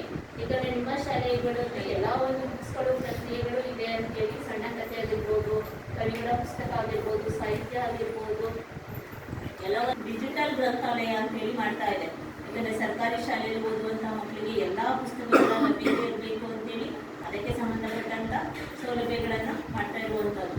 ಇದೆಲ್ಲ ಸದ್ಬಳಕೆ ಆಗಬೇಕು ಅನ್ನೋ ನಿಟ್ಟಿನಲ್ಲಿ ಖರ್ಚಾಗುವಂಥದ್ದು. ಈ ವರ್ಷದಲ್ಲಿ ಅನುದಾನ ಬಂದಿಲ್ಲ ಅಂದ್ರೆ ಯಾವ ವರ್ಷ ಅನುದಾನ ಬರುತ್ತೆ. ಹಾಗಾಗಿ ಹೊಸ ಬುಕ್ಗಳನ್ನ ತರಿಸಿ ಮಕ್ಕಳಿಗೆ ವಿತರಣೆ ಮಾಡುವಂತ ವಿತರಣಾ ವಹಿಯನ್ನು ಕೂಡ ನಿರ್ವಹಣೆ ಮಾಡಬೇಕು ಅನ್ನೋ ನಿಟ್ಟಿನಲ್ಲಿ ಮಕ್ಕಳ ಒಂದು ಅಭಿಪ್ರಾಯವನ್ನ ಕೇಳ್ತಾ ಇರುವಂಥದ್ದು. ಇದು ಯಾವುದೇ ಒಂದು ಅನುದಾನ ಖರ್ಚಾದ್ರೂ ಕೂಡ STMC ಅಧ್ಯಕ್ಷರು, ಉಪಾಧ್ಯಕ್ಷರು, ಸದಸ್ಯರ ಒಂದು ಕಮಿಟಿ ಏನಿದೆ, 18 ಜನ ಸದಸ್ಯರ ಕಮಿಟಿಯಲ್ಲಿ 9 ಜನ ಮಹಿಳೆಯರು, 9 ಜನ ಪುರುಷರು ಏನಿರ್ತಾರೆ ಅವರ ಒಂದು ಮೇಲ್ವಸ್ತುವಾರಿ ಸಮಿತಿ 5/12/2022ರಲ್ಲಿ ಒಂದು ಕಮಿಟಿಯನ್ನು ರಚನೆ ಮಾಡಿಕೊಂಡು ಶಾಲೆಯಲ್ಲಿ ಯಾವುದೇ ಒಂದು ಅನುದಾನ ಬಂದರೂ ಕೂಡ ಅವರ ಗಮನಕ್ಕೆ ಅವರ ಒಂದು ಮುಖ್ಯ ಸ್ಥಿತಿಯಲ್ಲಿ ಖರ್ಚು ಮಾಡುವಂಥದ್ದು. ಒಂದು ಶೈಕ್ಷಣಿಕ ಪ್ರಗತಿ ಆಗಿರ್ಬೋದು, ದಾಖಲಾತಿ ಅನುದಾನ ಆಗಿರ್ಬೋದು, ಬಿಸಿಯೂಟ ಯೋಜನೆ ಆಗಿರ್ಬೋದು. ಈಗ ನಿಮ್ಮ ಶಾಲೆಯಲ್ಲಿ ಮಧ್ಯಾಹ್ನ ಬಿಸಿಯೂಟ ಯೋಜನೆ ನಿರಂತರವಾಗಿ ನಡೀತಾ ಇದೆಯಾ? ನಿಮ್ಗೆಲ್ರಿಗೂ ಬೆಳಿಗ್ಗೆ ಹಾಲು ಕೊಡ್ತಾರಾ? ಎಲ್ಲರೂ ಹಾಲು ಕುಡಿತೀರಾ? ಮಧ್ಯಾಹ್ನ ಊಟ ಎಲ್ಲ ಹೇಗಿರುತ್ತೆ? ಮೆನುಚಾರ್ಟ್ ಅಂದ್ರೆ ನೋಡಿದ್ದೀರಾ? ಮೆನುಚಾರ್ಟ್ ನೋಡಿದ್ದೀರಾ ನೀವು ಅಡುಗೆ ಮನೆಯಲ್ಲಿ? ಏನೇನಿರುತ್ತೆ ಅದರಲ್ಲಿ ಹೇಳ್ಬೇಕು. ಬಾಯ್ಸ್ ಸೋಮವಾರ ಏನು ಅಡುಗೆ ಮಾಡಬೇಕು, ಮಂಗಳವಾರ ಯಾವ ಅಡುಗೆ ಮಾಡಬೇಕು, ವಾರದಲ್ಲಿ 6 ದಿನ ಏನೇನೆಲ್ಲ ಅಡುಗೆಗಳನ್ನ ಮಾಡಬೇಕು ಅಂತೇಳಿ ಸರ್ಕಾರ ಒಂದು ಮಾರ್ಗಸೂಚಿಯನ್ನ ಕೊಟ್ಟಿದೆ. ಏಕೆಂದ್ರೆ ಮಕ್ಕಳಿಗೆ ಒಂದು ಪೌಷ್ಟಿಕಾಂಶ ಹೆಚ್ಚಾಗಬೇಕು ಅನ್ನೋ ನಿಟ್ಟಿನಲ್ಲಿ ಪ್ರತಿದಿನ 1 ಗಂಟೆ 5 ನಿಮಿಷ 10 ನಿಮಿಷದೊಳಗಡೆ ಮಕ್ಕಳಿಗೆ ಬಿಸಿ ಊಟವನ್ನ ಬಡಿಸ್ಬೇಕು ಅನ್ನೋ ನಿಟ್ಟಿನಲ್ಲಿ ಸರ್ಕಾರ ಇಷ್ಟೊಂದೆಲ್ಲ ಖರ್ಚು ಮಾಡುವಂಥದ್ದು. ಈಗ ಮತ್ತೆಲ್ಲ ಹೋದ ವರ್ಷ 15 ವರ್ಷ ಎಲ್ಲ ಮಂಗಳವಾರ ಶುಕ್ರವಾರ ಅಷ್ಟೇ ಅಲ್ವಾ ಮೊಟ್ಟೆ ಕೊಡ್ತಾ ಇದ್ದಿದ್ದು. ಇವಾಗ ಏನ್ ಮಾಡ್ತಿದ್ದಾರೆ, ಪ್ರತಿದಿನ ಕೊಡ್ತಿದ್ದಾರೆ. ಪ್ರತಿದಿನ ಬಿಸಿ ಊಟ ಕೊಡ್ತಿದ್ದಾರೆ. ಈಗ ಒಂದು ಮಗುಗೆ 80,000 ಒಂದು ಖರ್ಚು ಮಾಡ್ತಾ ಇರುವಂತದ್ದು ಸರ್ಕಾರ. ಒಂದು ಶಿಕ್ಷಕರ ಸಂಭಾವನೆ ಅಲ್ಲದೆ ಮಕ್ಕಳಿಗೆ ಖರ್ಚು ಮಾಡುವಂಥದ್ದು. ಸಮವಸ್ತ್ರ ಕೊಟ್ಟಿದ್ದಾರಾ? ಪಠ್ಯ ಪುಸ್ತಕಗಳೆಲ್ಲ ಕೊಟ್ಟಿದ್ದಾರಾ? ಶೂ ಮತ್ತೆ ಒಂದ್ ಶೂ ಕೊಟ್ಟಿದ್ದಾರಾ? ಅದು ಕ್ವಾಲಿಟಿಯಿಂದ ಚೆನ್ನಾಗಿದ್ಯಾ? ಒಂದು ವರ್ಷ ಕ್ಲಾಸ್ ಮುಗಿಯೋವರೆಗೂ ನಿಮಗೆ ಬರುತ್ತಲ್ವಾ? ಪ್ರತಿದಿನ ನಿಮಗೆ ಹಾಲು ಮೊದಲೆಲ್ಲ ನಿಮಗೆ ಬಾದಾಮಿ ಪೌಡ್ರು ಅಥವಾ ಬರೀ ಹಾಲು ಕೊಡ್ತಾ ಇದ್ರು, ಮಕ್ಕಳಿಗೆ ಕಫ ಕಟ್ಕೊಡುತ್ತೆ ಅಂತ ಹೇಳಿ ನಾವು ಬಿಸಿ ಊಟ ಯೋಜನೆಯನ್ನು ಕೂಡ ಆಡಿಟ್ ಅನ್ನ ಮಾಡ್ತಾ ಇದ್ವಿ. ಯಾವ್ಯಾವ ಶಾಲೆನಲ್ಲಿ ಮಕ್ಕಳ ಅಭಿಪ್ರಾಯ, ಪೋಷಕರ ಅಭಿಪ್ರಾಯ. ಈಗ ಮಕ್ಕಳಿಗೆ ಮಂಗಳವಾರ ಶುಕ್ರವಾರ ಮಾತ್ರ ಮೊಟ್ಟೆ ಕೊಡ್ತಾರೆ, ಅವಾಗ ಇರುತ್ತೆ ಕೆಲವು ಶಾಲೆಗಳಲ್ಲಿ. ಆಗ ಈ ಮಕ್ಕಳಿಗೆ ಕೊಟ್ಟು ಆ ಮಕ್ಕಳಿಗೆ ಕೊಡದೇ ಇರುವಂಥದ್ದು ಪೋಷಕರು ಸುಮಾರು ಸಭೆಯಲ್ಲಿ ಚರ್ಚೆ ಮಾಡಿದ್ರು. ನಾವು ಅದನ್ನೆಲ್ಲ ಕ್ರೋಢೀಕರಿಸಿ ವರದಿಯಲ್ಲಿ ಕೊಟ್ಟಂಥ ಸಂದರ್ಭದಲ್ಲಿ ಮಧ್ಯಾಹ್ನ ಬಿಸಿ ಊಟ ಯೋಜನೆಯನ್ನು ಕೂಡ ನಾವು 3 ವರ್ಷದಿಂದ ನಿರಂತರವಾಗಿ ಮಾಡ್ತಾ ಇದ್ವಿ, ಅದು 5 ಶಾಲೆಗಳಲ್ಲಿ. ಹಾಗೆ ಆ ಒಂದು ವರದಿಯನ್ನು ಅನುಗುಣವಾಗಿ ಮಕ್ಕಳಿಗೆ ಈಗ ಪ್ರತಿ ಮಕ್ಕಳಿಗೂ ಕೂಡ ಪೌಷ್ಟಿಕಾಂಶ ಹೆಚ್ಚಾಗಬೇಕು. ಈಗ ಮೂಳೆಗಳು ಗಟ್ಟಿ ಆಗಲಿಕ್ಕೋಸ್ಕರ ಮೊಟ್ಟೆಯನ್ನು ಪ್ರತಿದಿನ, ಈಗ ಮನೆಯಲ್ಲಿ ಪ್ರತಿದಿನ ಮಾಡೋಕ್ಕಾಗಲ್ಲ, ಯಾಕಂದರೆ ಮಹಿಳೆಯರು ಕಷ್ಟ ಇರುತ್ತೆ. ಯಾವಾಗಾದ್ರೂ ಹಬ್ಬ ಫಂಕ್ಷನ್ಗಳಲ್ಲಿ ಮಾತ್ರ ನಾನ್ ವೆಜ್ ಮಾಡ್ತಿರ್ತೀರ. ಆದರೆ ಶಾಲೆಯಲ್ಲಿ ಮಕ್ಕಳು ಪ್ರತಿದಿನ ತಿಂತೀನಿ ಅಂದ್ರೂ ಕೂಡ ಮೊಟ್ಟೆಯನ್ನು ಕೊಡ್ಬೇಕು. ಎಲ್ಲರೂ ತಿಂತೀರಪ್ಪ? ಎಲ್ಲರೂ ಮೊಟ್ಟೆ ತಿನ್ನೋದ್ರಿಂದ ಏನೆಲ್ಲ ನಿಮಗೆ ಪೋಷಕಾಂಶಗಳಿರುತ್ತೆ? ಕ್ಯಾಲ್ಸಿಯಂ ಇರುತ್ತೆ. ನೀವೆಲ್ಲರಿಗೂ ಪ್ರತಿದಿನ ತರಕಾರಿ ಎಲ್ಲ ಹಾಕ್ಕೊಡ್ತಾರ? ಪ್ರತಿದಿನ ಒಂದೊಂದು ತರಕಾರಿ ಹಾಕಬೇಕು ಅಂತ ಇದೆ ಮೆನು ಚಾರ್ಟಲ್ಲಿ. ಸೊಪ್ಪಾಗಿರ್ಬೋದು, ಕ್ಯಾರೆಟ್ ಆಗಿರ್ಬೋದು, ಬೀನ್ಸ್, ಯಾವ ತರಕಾರಿ ಎಲ್ಲ ಬಳಕೆ ಮಾಡ್ತಾರಾ? ಎಲ್ಲರೂ ತಿಂತೀರಾ ತರಕಾರಿನ? ತಟ್ಟೆಯಲ್ಲಿ ಸಿಂಕೊಳಗಡೆ ಹಾಕುವಂತ ಮಕ್ಕಳು ಎಷ್ಟು ಜನ ಇದ್ದೀರಾ? ಬಿಡೋಂಥವ್ರು ಬೇಡ ಅಂತ ಬಿಡೋಂಥವ್ರು ಎಷ್ಟು ಜನ ಇದ್ದೀರಾ? ತರಕಾರಿ ಎಷ್ಟು ಜನ ಇದ್ದೀರಾ? ಅದು ಅಡುಗೆ ಮಾಂಸ ಕ್ಲೀನ್ ಮಾಡಕ್ ಕಷ್ಟ ಆಗುತ್ತೆ. ಎಲ್ಲ ತಗೊಂಡು ಹೋಗಿ ಸಿಂಕ್ ಒಳಗಡೆ ಹಾಕಿದ್ರೆ ನೀರು ಕಟ್ಕೊಳ್ಳುತ್ತೆ. ಮಾಸ್ಟರು ಇರ್ತಾರ ಊಟ ಬಡಿಸುವಾಗ ಯಾರು ತಿಂದಿದ್ದೀರಾ ತಿಂದಿಲ್ಲ ಅಂತೇಳಿ ಅವ್ರು ನಿರ್ವಹಣೆ ಮಾಡ್ಬೇಕು. ಅದು ಅವ್ರ ಜವಾಬ್ದಾರಿ. ಮಕ್ಕಳು ಊಟ ಮಾಡ್ತಾ ಇದ್ದಾರಾ, ಸರಿಯಾಗಿ ಊಟ ಮಾಡಿದಾರಾ ಅಂತ ಶಾಲೆನಲ್ಲಿ ನೋಡ್ಕೊಂತಾರೆ ಶಿಕ್ಷಕರು. ನೀವು ಹಾಗೇನೆ ಮನೆಗೆ ಬಂದಂಥ ಸಂದರ್ಭದಲ್ಲಿ ನೀವು ಕೂಡ ಗಮನಿಸ್ಬೇಕು. ಹೇಗೆ ಊಟ ಮಾಡಿದ್ರು, ಊಟ ಎಲ್ಲ ಹೇಗಿರುತ್ತೆ, ಇವತ್ತೆಲ್ಲ ಪಾಠ ಏನು ಮಾಡಿದ್ರು, ಅಲ್ಲಿ ಹೋಮ್ವರ್ಕ್ ಎಲ್ಲ ಕೊಟ್ಟಿದ್ದಾರಾ? ಯಾಕಂದ್ರೆ ಉಳಿದಂಥ ಶಾಲೆಗಳಲ್ಲಿ ನಾವು ಒಂದಿನ ಓದಲಿಲ್ಲ ಅಂತಂದ್ರೆ ಆಗಲೇ ಪೇರೆಂಟ್ಸ್ ಮೆಸೇಜ್ ಮಾಡ್ತಾರೆ, ಫೋನ್ ಮಾಡ್ತಾರೆ, ನಾವು ಕರ್ಕೊಂಡು ನಿಮ್ಮ ತಂದೆ ತಾಯಿನ ಬರ್ಬೇಕಂದ್ರೆ ಅವ್ರ ಮಕ್ಕಳು ನೀವು ಓದೋದಂತ ಅವ್ರು ಓದೋದೇ ಇಲ್ಲ, ಶಾಲೆಗೆ ಹೋಗ್ತಾರಾ ಇಲ್ವಾ? ಪ್ರೈವೇಟಲ್ಲಿ ಹೋಗ್ಲೇಬೇಕು. ಈ ಗೌರ್ಮೆಂಟ್ ಶಾಲೆಗಳಲ್ಲಿ ನೀವು ಬರ್ಲಿಲ್ಲ ಅಂದ್ರೂ ಸರ್ ಕೇಳಲ್ಲ, ಫೋನ್ ಮಾಡ್ತಾರೆ. ಅದೇ ಸರ್ಕಾರದ ಶಾಲೆಯಲ್ಲಿ ಫೀಸ್ ಕಟ್ಟಿಲ್ಲ ಅಂದ್ರೆ ಹೊರಗಡೆ ನಿಲ್ಲಿಸಿದಾಗ ನಾವು ಎಷ್ಟೇ ಕಷ್ಟ ಇದ್ರೂ ಓದೇ ಹೋಗ್ತೀವಲ್ವಾ? ಅದೇ ರೀತಿ ಸರ್ಕಾರಿ ಶಾಲೆಗಳನ್ನ ಬೆಳೆಸಬೇಕು ಅನ್ನೋ ನಿಟ್ಟಿನಲ್ಲಿ ಸರ್ಕಾರ ಈ ಸೌಲಭ್ಯಗಳನ್ನ ಮುಂದೆ ಇನ್ನೂ ಹೆಚ್ಚಿನ ಒಂದು ಸೌಲಭ್ಯಗಳನ್ನ ಕೊಡ್ಬೋದು. ಯಾಕಂದ್ರೆ ಅನುದಾನಿತ ಶಾಲೆಗಳಲ್ಲಿ ಈಗ ಸರ್ಕಾರಿ ಶಾಲೆಗಳು ಮುಂಚೋಗ್ತಾ ಇದೆ ಅಲ್ವಾ? ಕೆಲವು ಶಾಲೆಗಳಲ್ಲಿ ಮಕ್ಕಳ ದಾಖಲಾತಿಗಳು, ಹಾಗೆ ಅದು ಸೌಲಭ್ಯಗಳನ್ನ ಇನ್ನೂ ಹೆಚ್ಚು ಮಾಡ್ಬೋದು ನಿಟ್ಟಿನಲ್ಲಿ. ಇದೆಲ್ಲ ಪ್ರಕ್ರಿಯೆಗಳು ಕೂಡ ಸರ್ಕಾರಿ ಮಕ್ಕಳಿಗೆ ಸಿಗಲಿ ಅನ್ನೋ ನಿಟ್ಟಿನಲ್ಲಿ. ಜೊತೆಗೆ ಪೋಷಕರು ಕೂಡ ಸಹಕರಿಸಬೇಕು. ಈಗ ಮಕ್ಕಳ ನೀವೆಲ್ಲ ಓದಿ ಏನಾಗ್ಬೇಕಂತ ಅನ್ಕೊಂಡಿರ್ತೀರಾ? ಏನಾದ್ರೂ ಒಂದು ಗುರಿ ಸಾಧಿಸ್ಬೇಕಂತಿದ್ದೀರಲ್ವಾ? ಹೇಳಿ ಒಬ್ಬೊಬ್ಬರಾಗಿ ಏನಾಗ್ಬೇಕು? ಚಪ್ಪಳೆ ಕಟ್ಟರಪ್ಪ. IAS ಆಗ್ಬೇಕಂದ್ರೆ ನೀನು ತುಂಬಾ ಶ್ರಮ ಪಡ್ಬೇಕು. ನಿಮ್ ತಾಯಿ ಬಂದಿದ್ದಾರಾ?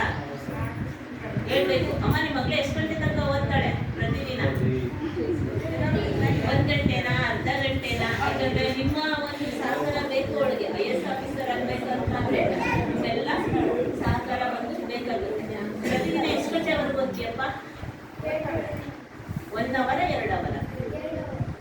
2.5 ಗಂಟೆ ಓದ್ತೀರಾ. ಬರೆಯೋದನ್ನು ಅಭ್ಯಾಸ ಮಾಡ್ಕೊಳ್ಳಿ, ಆಯ್ತಾ? ನಿಮ್ಮ ಸಾಧನೆನ, ನಿಮ್ಮ ಕನಸನ್ನ ಯಾವತ್ತೂ ಬಿಡಬಾರ್ದು. ನೀವು ಶಕ್ತಿ ಮೀರಿ ಪ್ರಯತ್ನ ಮಾಡ್ರೆ ನೀವು ಸಾಧನೆ ಮಾಡೇ ಮಾಡ್ತೀರಾ, ಆಯ್ತಾ?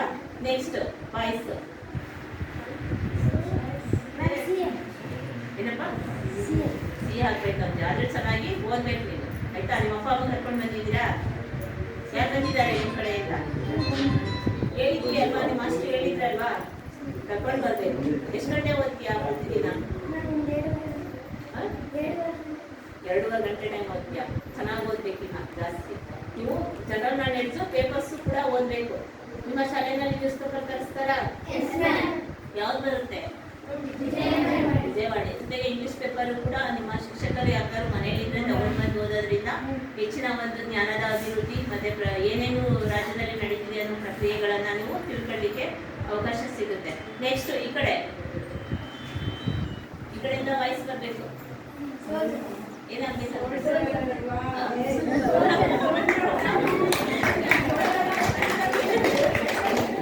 ಅವರವರ ಇಷ್ಟ, ಎಲ್ಲರಿಗೂ ಅವರವರ ಭಾವನೆಗೆ ಅನುಗುಣವಾದ ಒಂದು ಕನಸುಗಳಿರುತ್ತೆ. ಆಯ್ತು, ನೆಕ್ಸ್ಟ್ ಇಂಜಿನಿಯರ್ ಆಗ್ಬೇಕಾಗ್ತಿದ್ಯಾ? ಆಯ್ತಪ್ಪ, ಚೆನ್ನಾಗಿ ಓದ್ಬೇಕು. ಪ್ರತಿದಿನ ನೀವು ಓದೋ ಅಭ್ಯಾಸಗಳನ್ನ ನ್ಯೂಸ್ ಪೇಪರ್ ಆಗಿರ್ಬೋದು, ನ್ಯೂಸ್ ಚಾನೆಲ್ಗಳನ್ನ ನೋಡಿ. ಟಿವಿ ನೋಡ್ತೀರಾ? ಕ್ರಿಕೆಟ್ ನೋಡ್ತೀರಾ? ಕ್ರಿಕೆಟ್ ಚೆನ್ನಾಗಿ ನೋಡ್ತೀರಾ? ಅದ್ರಲ್ಲೂ ನ್ಯೂಸ್ ಚಾನೆಲ್ ನೋಡಿ. ಪ್ರತಿದಿನ ಒಂದು ಅರ್ಧ ಗಂಟೆ, ಯಾವಾಗಾದ್ರೂ ಒಂದು ಅರ್ಧ ಗಂಟೆ ನ್ಯೂಸ್ನ ನೋಡಿ. ನಿಮ್ಗೆ ಅಲ್ಲಿ ಒಳ್ಳೊಳ್ಳೆ ಗೈಡ್ಲೈನ್ಸ್ ಸಿಗುತ್ತೆ. ಅದೆಲ್ಲ ನೀವು ಒಂದು ಡೈರಿ ಮೇಂಟೈನ್ ಮಾಡ್ಕೊಂಡ್ರೆ ನಿಮ್ಗೆ ಓದಲಿಕ್ಕೆ, ನಿಮಗೆ ಕಾಂಪಿಟೇಷನ್ ಎಕ್ಸಾಮಲ್ಲಿ ಎಲ್ಲ ಮಾಡ್ಲಿಕ್ಕೆ ಅನುಕೂಲ ಆಗುತ್ತೆ ಆಯ್ತಾ?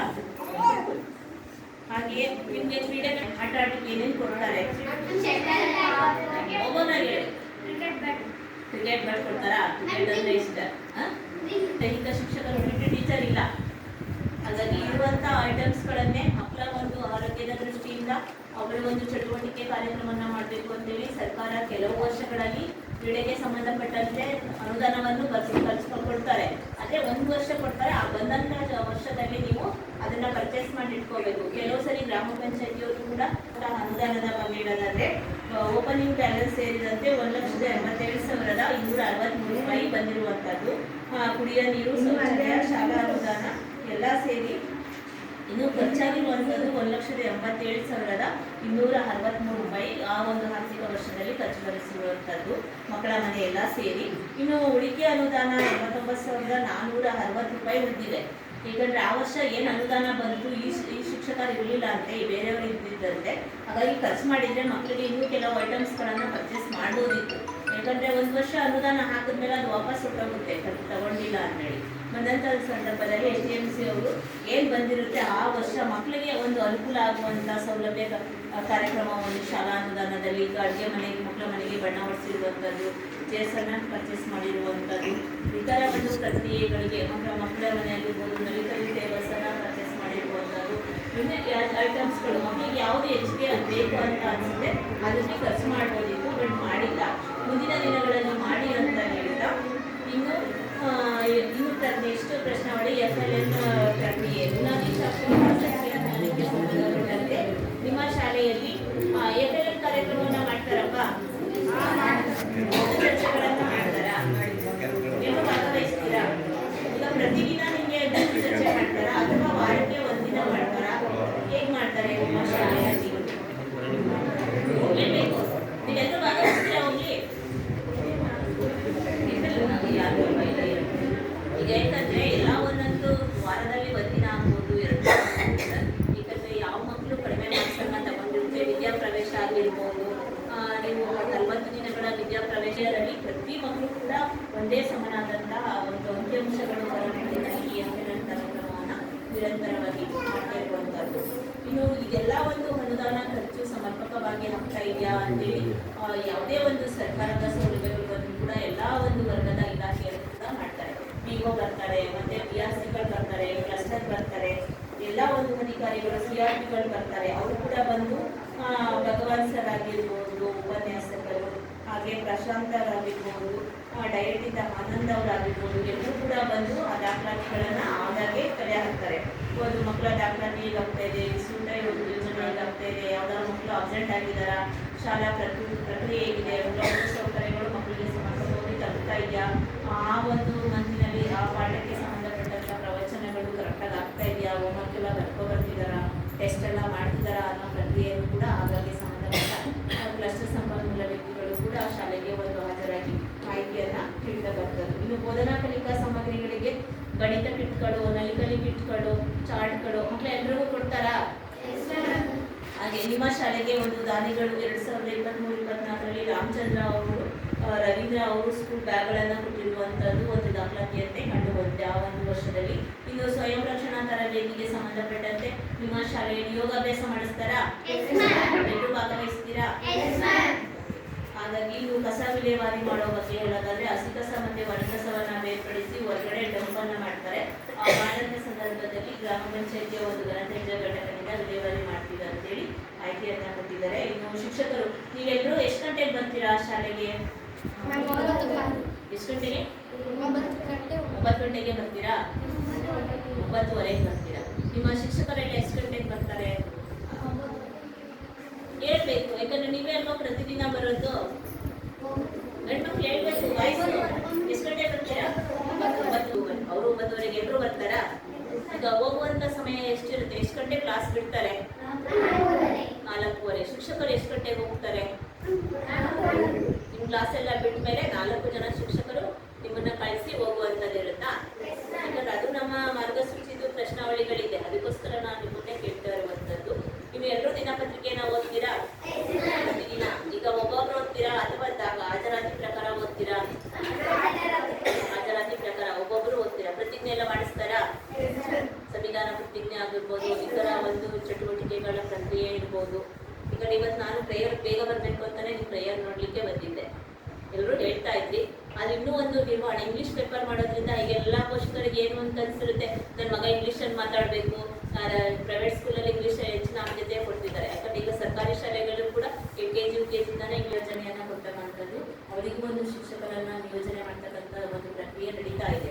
ಮುಂದಿನ ದಿನಗಳಲ್ಲಿ ಅದು ಒಂದು ಅಭಿವೃದ್ಧಿ ಕಾರ್ಯ ಆಗುತ್ತೆ ಸರ್ಕಾರಿ ಶಾಲೆಗಳಲ್ಲಿ. ಉಳಿದಂತೆ ನಿಮ್ಮ ಶಾಲೆಯಲ್ಲಿ ಮೂಲಭೂತ ಸೌಕರ್ಯಗಳು ಅಂದರೆ ಡಿಜಿಟಲ್ ಮೂಲಭೂತ ಸೌಕರ್ಯಗಳಿಗೆ ಸಂಬಂಧಪಟ್ಟಂತೆ ನಿಮ್ಮಲ್ಲಿ ಟ್ಯಾಬ್ ಇದೆಯಾ? ನೆಕ್ಸ್ಟ್ ಏನೇನಿದೆ? ಎಗ್ರಿ ಬೋರ್ಡ್ ಇದೆಯಾ? ಟಿವಿ ಇದೆಯಾ? ಪ್ರೊಜೆಕ್ಟರ್ ಉಂಟಾ? ಪ್ರೊಜೆಕ್ಟರ್ ಇಲ್ಲ ಅಂತ ಹೇಳಿದ್ದಾರೆ, ಅದಕ್ಕೆ ನಿಮ್ಗೆ ಅದೆಲ್ಲ ಬಳಕೆಗೆ ಲಭ್ಯವಿದೆಯಾ? ಟಿವಿ ಎಲ್ಲ ಇದೆ ಅಲ್ವಾ? ಯಾಕಂದ್ರೆ ಶಾಸಕರೇ ನಮ್ಮ ಮಳವಳ್ಳಿ ತಾಲೂಕಿನಲ್ಲಿ ಎಲ್ಲ ಮಕ್ಕಳಿಗೂ ಕೂಡ ಡಿಜಿಟಲ್ ಸೌಲಭ್ಯಕ್ಕೆ ಸಂಬಂಧಪಟ್ಟಂತೆ ಎಲ್ಲರಿಗೂ ಸ್ಮಾರ್ಟ್ ಟಿವಿಗಳನ್ನು ಕೊಟ್ಟಿದ್ದಾರೆ. ಕೊಟ್ಟಿದ್ದಾರ ನಿಮ್ಮ ಶಾಲೆಗೂ? ಅದು ಬಳಕೆಗೆ ತೋರಿಸ್ತಾರ ಪಾಠ ಮಾಡುವಂತ ಸಂದರ್ಭದಲ್ಲಿ? ಈಗ ಮ್ಯಾಥ್ಸ್ ಆಗ್ಬೋದು, ಕನ್ನಡ ಆಗಿರ್ಬೋದು, ಅದಕ್ಕೆ ಸಂಬಂಧಪಟ್ಟಂತೆ ಒಂದು ಕೆಲವರು ನೋಟಗಳನ್ನ ತೋರಿಸ್ಬೇಕಲ್ವಾ? ಬಳಸ್ತಾರೆ. ಯಾವ ಟೀಚರ್ ಬಳಸ್ತಾರೆ ನಿಮ್ಗೆ ಹೆಚ್ಚು? ಎಲ್ಲ ಟೀಚರ್ ಬಳಕೆ ಮಾಡ್ತಾರಾ? ಇನ್ನು ಹಾಗೆ ನಿಮ್ಮ ಶಾಲೆಗೆ ಒಂದು ಆರೋಗ್ಯದ ದೃಷ್ಟಿಯಿಂದ ಆರೋಗ್ಯ ಇಲಾಖೆಯವರು ಆಗಾಗ್ಗೆ ಬರ್ತಾರ ಶಾಲೆಗೆ? ಬಂದು ನೀವು ಹೆಲ್ತ್ ಚೆಕಪ್ ಎಲ್ಲ ಮಾಡ್ತಾರಾ? ಮಾಡ್ಕೊಂಡಿದ್ದೀರಾ? ಹೆಲ್ತ್ ಚೆಕಪ್ ಮಾಡುವಂತ ಸಂದರ್ಭದಲ್ಲಿ ನಿಮಗೆ ಜಂತುಳಿನ ಮಾತ್ರೆ ಆಗಿರ್ಬೋದು, ನಿಮ್ಮ ಆರೋಗ್ಯದಲ್ಲಿ ಏನಾದರೂ ಕಡಿಮೆ ವ್ಯತ್ಯಾಸ, ವೇಟು ಮತ್ತೆ ಲಾಸ್ ಏನಾಗಿದೆ, ಇಲ್ಲ ಕಡಿಮೆ ಬೆಳವಣಿಗೆ ಕಡಿಮೆ ಇದ್ರೆ ಜಂತುಳಿನ ಮಾತ್ರೆ ಆಗಿರ್ಬೋದು, ಕ್ಯಾಲ್ಸಿಯಂ ವಿಟಮಿನ್ ಮಾತ್ರೆಗಳೆಲ್ಲ ಕೊಡ್ತಿರ್ತಾರಾ? ಎಲ್ಲರೂ ತಗೋತೀರಾ? ನಿಮ್ಮ ಮನೆಗೆ ಹೋಗಿ ಹೇಳ್ತೀರಾ? ಹೋಗ್ಲಿ ನೋಡ್ತಿದ್ರು ಡಾಕ್ಟರ್ ಚೆಕಪ್ ಮಾಡಿ ಹೇಳ್ತಿರ್ತೀರಾ? ಯಾಕಂದ್ರೆ ಅದು ಒಂದು ಪ್ರಕ್ರಿಯೆ ಶಾಲೆಯಲ್ಲಿ ನಡಿಬೇಕು ಅಂತ ಇದೆ. ಹಾಗಾಗಿ ಇನ್ನು ಉಳಿದಂತೆ ನಿಮ್ಮ ಶಾಲೆಯಲ್ಲಿ ಸಂಭ್ರಮ ಶನಿವಾರ ಮಾಡ್ತಾರಾ? ಇಲ್ಲಿವರೆಗೆ ನೀವೇನೇನು ಪ್ರಾಜೆಕ್ಟ್ಗಳನ್ನ ಮಾಡಿದ್ದೀರಾ ಸಂಭ್ರಮ ಶನಿವಾರದಲ್ಲಿ? ಮಾಡ್ತೀರಲ್ವಾ? ನೀವು ಪ್ರಾಜೆಕ್ಟ್ ಎಲ್ಲ ಮಾಡ್ತೀರಲ್ವಾ? ಏನೇನು ಮಾಡಿದ್ದೀರಾ ಸಂಭ್ರಮ ಶನಿವಾರಕ್ಕೆ? ಸಂಭ್ರಮ ಶನಿವಾರ ಮಾಡಿಸ್ತಾರಲ್ವಾ ನಿಮ್ಮ ಶಾಲೆಯಲ್ಲಿ? ಅದನ್ನೇ ನೀವೇನ್ ಮಾಡಿದ್ರಿ ಹೇಳಿ. ರಸ್ತೆಯ ಸುರಕ್ಷತೆ ಬಗ್ಗೆ ಡ್ರೈವ್ ಪ್ರಬಂಧ ಬಳಸ್ತೀರಾ? ರಸ್ತೆಯನ್ನು ದಾಟುವಂತ ಸಂದರ್ಭದಲ್ಲಿ ಹೇಗೆ ಮುಂಜಾಗ್ರತೆ ಕ್ರಮವನ್ನ ಮಾಡಬೇಕು ಅನ್ನೋ ನಿಟ್ಟಿನಲ್ಲಿ ಪ್ರಾಜೆಕ್ಟ್ ಅನ್ನ ಮಾಡುವಂಥದ್ದು. ನೆಕ್ಸ್ಟ್ ಇನ್ಯಾವ್ದು ಮಾಡಿದ್ದೀರಾ? ಆರೋಗ್ಯ ಜೀವನ ಶೈಲಿ ಹೇಗಿರ್ಬೇಕು, ಧೂಮಪಾನ ನಿರ್ವಹಣೆ ಮಾಡಬೇಕು, ಹೆಲ್ಮೆಟ್ ಅನ್ನ ಧರಿಸಿ ಒಂದು ರಸ್ತೆ ಬೈಕ್ ಅನ್ನ ಓಡಿಸುವಂತದ್ದು. ನೆನೆ ನೋಡಿದೆ ಕೆಲವು ಐಟಮ್ಸ್ ಗಳನ್ನ ತಂದಿದ್ರಿ, ನೀವು ಚಾರ್ಟ್ ಮಾಡ್ಕೊಂಡಿದ್ರಿ ಅಲ್ವಾ? ಮಾಡ್ತೀರಾ ಎಲ್ಲರೂ? ಎಲ್ಲ ಹುಡುಗಿರೇ ಜಾಸ್ತಿ ಹೇಳ್ತಿದ್ದಾರೆ, ಹುಡುಗ ಯಾರು ಹೇಳ್ತಾ ಇಲ್ಲ. ಸೌಂಡ್ ಸ್ವಲ್ಪ ಜಾಗ ಇದ್ದಿದ್ರೆ ಇನ್ನೊಂದಷ್ಟು ಕೂರಿಸ್ಕೊಬೋದಿತ್ತು. ಇದೆಲ್ಲ ಮಾಡ್ಬೇಕು ಅನ್ನೋದು ಸರ್ಕಾರ. ಒಂದೊಂದು ಮಕ್ಕಳಲ್ಲಿ ಹಾಡೋ ಪ್ರತಿಭೆ ಇರುತ್ತೆ, ಒಂದೊಂದು ಮಕ್ಕಳಲ್ಲಿ ನೃತ್ಯ ಮಾಡುವಂತ ಪ್ರತಿಭೆ ಇರುತ್ತೆ, ಒಂದೊಂದು ಮಕ್ಕಳಲ್ಲಿ ಪ್ರಾಜೆಕ್ಟ್ಗಳನ್ನ ಮಾಡುವಂತ ಆ ಮಕ್ಕಳಿಗೆ ಅನುಗುಣವಾಗಿ ಪ್ರತಿಭೆಯನ್ನ ಒಂದು ಮುಕ್ತವಾಗಿ ಒಂದು ಪ್ರದರ್ಶನ ಮಾಡಲು ಕಲಿಕಾ ಹಬ್ಬಗಳನ್ನ ಮಾಡ್ತಾರಲ್ವ ನಿಮ್ಮ ಶಾಲೆಯಲ್ಲಿ? ಶುದ್ಧ ಬರಹ, ಶುದ್ಧ ಓದು, ಶುದ್ಧ ಗಣಿತಕ್ಕೆ ಸಂಬಂಧಪಟ್ಟಂತೆ ಮಕ್ಕಳಿಗೆ ಒಂದು ಕಲಿಕಾ ಹಬ್ಬಗಳನ್ನ ಮಾಡಿ ಅವರವರ ಭಾವಕ್ಕೆ ಅನುಗುಣವಾಗಿ ಒಂದು ಕ್ಲಸ್ಟರ್ ಅಲ್ಲಿ ಒಂದು ಮಾಡುವಂಥದ್ದು. ನೀವು ಯಾವ ಕ್ಲಸ್ಟರ್ ಅಲ್ಲಿ ಭಾಗವಹಿಸಿದ್ರಿ? ತಿರ್ಗಾವ್ರು ಹೋಗಿದ್ರಾ? ಎಲ್ಲರೂ ಭಾಗವಹಿಸ್ತೀರಾ? ನಿಮ್ಮ ಶಾಲೆಗೆ ಒಂದು ಪ್ರತಿಭೆ ನಿಮಗೆ ಅದಕ್ಕೆ ಸಂಬಂಧಪಟ್ಟಂತೆ ಎಲ್ಲರೂ ನಿಮಗೆ ಕೊಟ್ಟಿದ್ದಾರಾ? ನೀವು ಗೆದ್ದಿರೋದಕ್ಕೆ ಪ್ರೈಸ್ ಎಲ್ಲ ತಗೊಂಡಿದ್ದೀರಾ? ಎಷ್ಟು ತಗೊಂಡಿದ್ದೀರಾ ಇಲ್ಲಿರೋರು? ಹೌದು, ಜಿಲ್ಲಾಂತಕ್ಕೆಲ್ಲ ಹೋಗ್ತಿದ್ದೀರಾ? ಯಾಕಂದ್ರೆ ಸರ್ಕಾರಿ ಶಾಲೆ ಗ್ರಾಮೀಣ ಮಕ್ಕಳಲ್ಲಿ ಹೆಚ್ಚಿನ ಒಂದು ಪ್ರೋತ್ಸಾಹಗಳು ಇರುತ್ತೆ, ಜ್ಞಾನದಲ್ಲಿರುತ್ತೆ. ಯಾಕಂದ್ರೆ ನಾವು ಅನುದಾನಿತ ಶಾಲೆಗೆ ಕಳಿಸಿರುವಂತ ಮಕ್ಕಳು ಏನಾದ್ರು ಇದೆಯಾ? ನಿಮ್ಮ ಶಾಲೆಯಲ್ಲಿ ನಿಮಗೆ ಸಲಹೆಗಳು ಹೇಳ್ಕೊಡಕ್ಕೆ ಆಗದೇ ಇರುವಂತಹ ಸಲಹೆಗಳೇನಾದರೂ ಇದ್ದು ನಿಮಗೆ ಪ್ರಥಮ ಚಿಕಿತ್ಸೆ ಬಿಟ್ಟು ನೀವು ಆಟ ಆಡುವಂಥ ಸಂದರ್ಭದಲ್ಲಿ ಏನಾದರೂ ಬಿದ್ದು ಗಾಯ ಆದರೆ ಪಿಂಚರ್ ಆಗಿರ್ಬೋದು, ಆ ಥರ ಸಲಹೆಗಳ ಪೆಟ್ಟಿಗೆಲ್ಲ ಇಟ್ಟಿದ್ದಾರೆ ನಮ್ಮ ಶಾಲೆಗಳಲ್ಲಿ ಕೊಡ್ತಾರೆ ಆವಾಗ ನಿಮಗೆ. ಇದಲ್ಲೇ ಶಾಲೆಗಳಲ್ಲಿ ಅದು ಬೇಕು ಅನ್ನೋದು ಒಂದು ಪ್ರಶ್ನಾವಳಿಗಳಿದೆ. ಹಾಗಾಗಿ ನಿಮ್ಮನ್ನ ಒಂದು ಕೇಳಿರುವಂಥದ್ದು, ನಿಮ್ಗೆ ಅದನ್ನೆಲ್ಲ ಬಳಕೆ ಕೆಲವು ಶಾಲೆಗಳಲ್ಲಿ ಕೊಡಲ್ಲ ಮಕ್ಕಳಿಗೆ. ಹಾಗಾಗಿ ನಿಮ್ಗೆ ಅದು ಬಳಕೆಗೆ ಲಭ್ಯವಿರಬೇಕು ಅನ್ನೋ ನಿಟ್ಟಿನಲ್ಲಿ ನಾವು ಕೇಳ್ತಾ ಇರುವಂಥದ್ದು. ಇನ್ನೇನಾದರೂ ಹೆಚ್ಚಿನ ಪ್ರಶ್ನಾವಳಿಗಳಿದ್ರೆ ನೀವು ಕೇಳ್ಬೋದು. ನಿಮ್ಮ ಅನಿಸಿಕೆ ಅಭಿಪ್ರಾಯಗಳನ್ನು ಹೇಳಬೇಕು. ಮಕ್ಕಳು ಕೂಡ ಪೋಷಕರು ಕೂಡ. ಕೊನೆಯದಾಗಿ ಶಿಕ್ಷಣವೇ ಪ್ರಬಲವಾದ ಅಸ್ತ್ರ. ಇದು ಜಗತ್ತನ್ನ ಬದಲಾಯಿಸುವ ಒಂದು ಅಸ್ತ್ರ ಆಗಿರುತ್ತೆ. ಯಾಕಂದ್ರೆ ಮಕ್ಕಳಿಗೆ ತಂದೆ ತಾಯಿ ಏನೇ ಆಸ್ತಿ ಮಾಡದೇ ಇದ್ರು ಕೂಡ ಶಿಕ್ಷಣನ ಒಂದು ಆಸ್ತಿಯನ್ನಾಗಿ ಮಾಡಿ ಅವರು ಎಲ್ಲೇ ಇದ್ರು ಕೂಡ ಅವರ ಭವಿಷ್ಯವನ್ನ ರೂಪಿಸ್ಕೊತಾರೆ. ಯಾಕಂದ್ರೆ ನೀವು ಎಷ್ಟೇ ದುಡ್ಡು ಮಾಡಿಟ್ಟಿದ್ರು ಅವ್ರಿಗೆ ಶಿಕ್ಷಣ ಇಲ್ಲ ಅಂದ್ರೆ ಪ್ರಯೋಜನ ಇರಲ್ಲ. ಅದೇ ಶಿಕ್ಷಣ ಒಂದಿದ್ರೆ ಅವ್ರು ಎಷ್ಟು ಬೇಕಾದ್ರೂ ದುಡ್ಡನ್ನ ಸಂಪಾದನೆಯನ್ನ ಮಾಡ್ಬೋದು ಅನ್ನೋ ನಿಟ್ಟಿನಲ್ಲಿ ಹೇಳ್ತಾ ನನಗೆ ಇಷ್ಟೊತ್ತು ಮಾತಾಡಲು ಅವಕಾಶ ಮಾಡಿಕೊಟ್ಟಂತ ವೇದಿಕೆಯಲ್ಲಿ ಆಸೀನರಾಗಿರುವ ಎಲ್ಲ ಗೌರವಾನ್ವಿತ ವ್ಯಕ್ತಿಯವರಿಗೂ ಹಾಗೂ ನಮ್ಮ ಪೋಷಕ ವರ್ಗದವರು ಹಾಗೂ ನಮ್ಮ ನೆಚ್ಚಿನ ಎಲ್ಲ ಮಗು ಮಕ್ಕಳಿಗೂ ನನ್ನ ಹೃದಯದ ಧನ್ಯವಾದ. ಪೋಷಕರು ಅವರ ಅನಿಸಿಕೆ ಅಭಿಪ್ರಾಯ ಇಷ್ಟೊಂದು ಈ ಕಾರ್ಯಕ್ರಮದ ಕುರಿತು ಹಲವಾರು ವಿಷಯಗಳನ್ನು ಶಾಲೆಯ ಬಗ್ಗೆ ಏನೇನು ಅನುಕೂಲಗಳಿವೆ, ಮಕ್ಕಳಿಗೆ ಏನೇನು ಪ್ರಯೋಜನ ಸಿಗ್ತಾ ಇದೆ ಅದನ್ನು ಮಕ್ಕಳ ಮುಖಾಂತರ ಕೇಳಿ ತಿಳ್ಕೊಂಡಂತಹ ಶ್ರೀಮತಿ ರೂಪಾ ಮೇಡಮ್ ಅವರಿಗೆ ಧನ್ಯವಾದಗಳು. ಈಗ ಪೋಷಕರು ಅವರು ಕೇಳುವ ಮುಖಾಂತರ ಪೋಷಕರ ಅನಿಸಿಕೆ ಅಭಿಪ್ರಾಯಗಳನ್ನು ತಿಳಿಸ್ಕೊಟ್ಟಂತೆ ನಮ್ಮ ಅಭಿಪ್ರಾಯ ನೆಗೆಟಿವ್ ಪಾಸಿಟಿವ್ ಏನೇನು ತಿಳ್ಕೊಳ್ಳಿಲ್ಲ, ಏನಿದ್ರು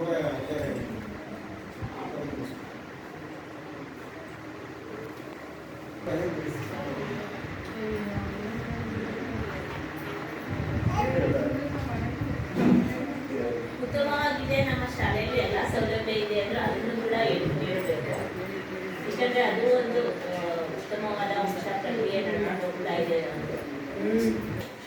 ಕೈ ನೋಡಲ್ಲ, ಏನು ಮಾಡಲ್ಲ ಅವರು. 3 ವರ್ಷದಿಂದ ಹೇಳ್ತಾ ಇದ್ದೇವೆ ಮೇಡಮ್, ಗ್ರಾಮ ಪಂಚಾಯತಿಗೆ ಒಂದು ಶೌಚಾಲಯ ನೀಟ್ ಮಾಡ್ಕೊಳ್ಳಿಲ್ಲ. ಈ ಸ್ಕೂಲ್ಗೆ ಯಾವ ಥರ ಸೌಲಭ್ಯಗಳು ಕೇಳಿದ್ರೆ ಯಾರು ಏನು ಮಾತಾಡೋದಿಲ್ಲ ಮೇಡಮ್. ಅಂದರೆ ಹೆಣ್ಮಕ್ಳು ಇರ್ತಾರಲ್ಲ, ಶೌಚಾಲಯ ಇದು ಡಮಲಿಸ್ ಮಾಡಿಸ್ತೀವಿ ಅಂತ ಇವತ್ತು ಮಾದೇವ್ ಸರ್ ಇದ್ರು ಮೇಡಮ್. ಮಾದೇವ್ ಸರ್ ಇದ್ದಾಗಲೂ ನಾವು ಆಗಿರೋದು ಸರ್ ನಿಮ್ಮಲ್ಲಿ ಕೇಳೋಕ್ಕಾಗಲಿಲ್ಲ ಅಂದರೆ ನಾವು ಎಷ್ಟು ಸರಿ ಬಂದು ಕೇಳ್ತೀವಿ, ಇಲ್ಲ ಪೇರೆಂಟ್ಸ್ಗಳೇ ಬಂದು ಕೇಳ್ತೀವಿ. ಗ್ರಾಮ ಪಂಚಾಯತಿಗೆ ಹೇಳಿ ಸರ್, ಯಾರಿಗೆ ಹೇಳ್ಬೇಕು ಹೇಳಿ ಸರ್, ನಾವು ಹೇಳಿದ್ದೀವಿ ಅಂದರು ಸರ್ ಮೇಡಮ್. ಇದುವರೆಗೆ 3 ವರ್ಷದಿಂದ ಅದು ಡಮಲಿಸ್ ಮಾಡಿಸ್ಲೇ ಇಲ್ಲ, ಏನಿಲ್ಲ.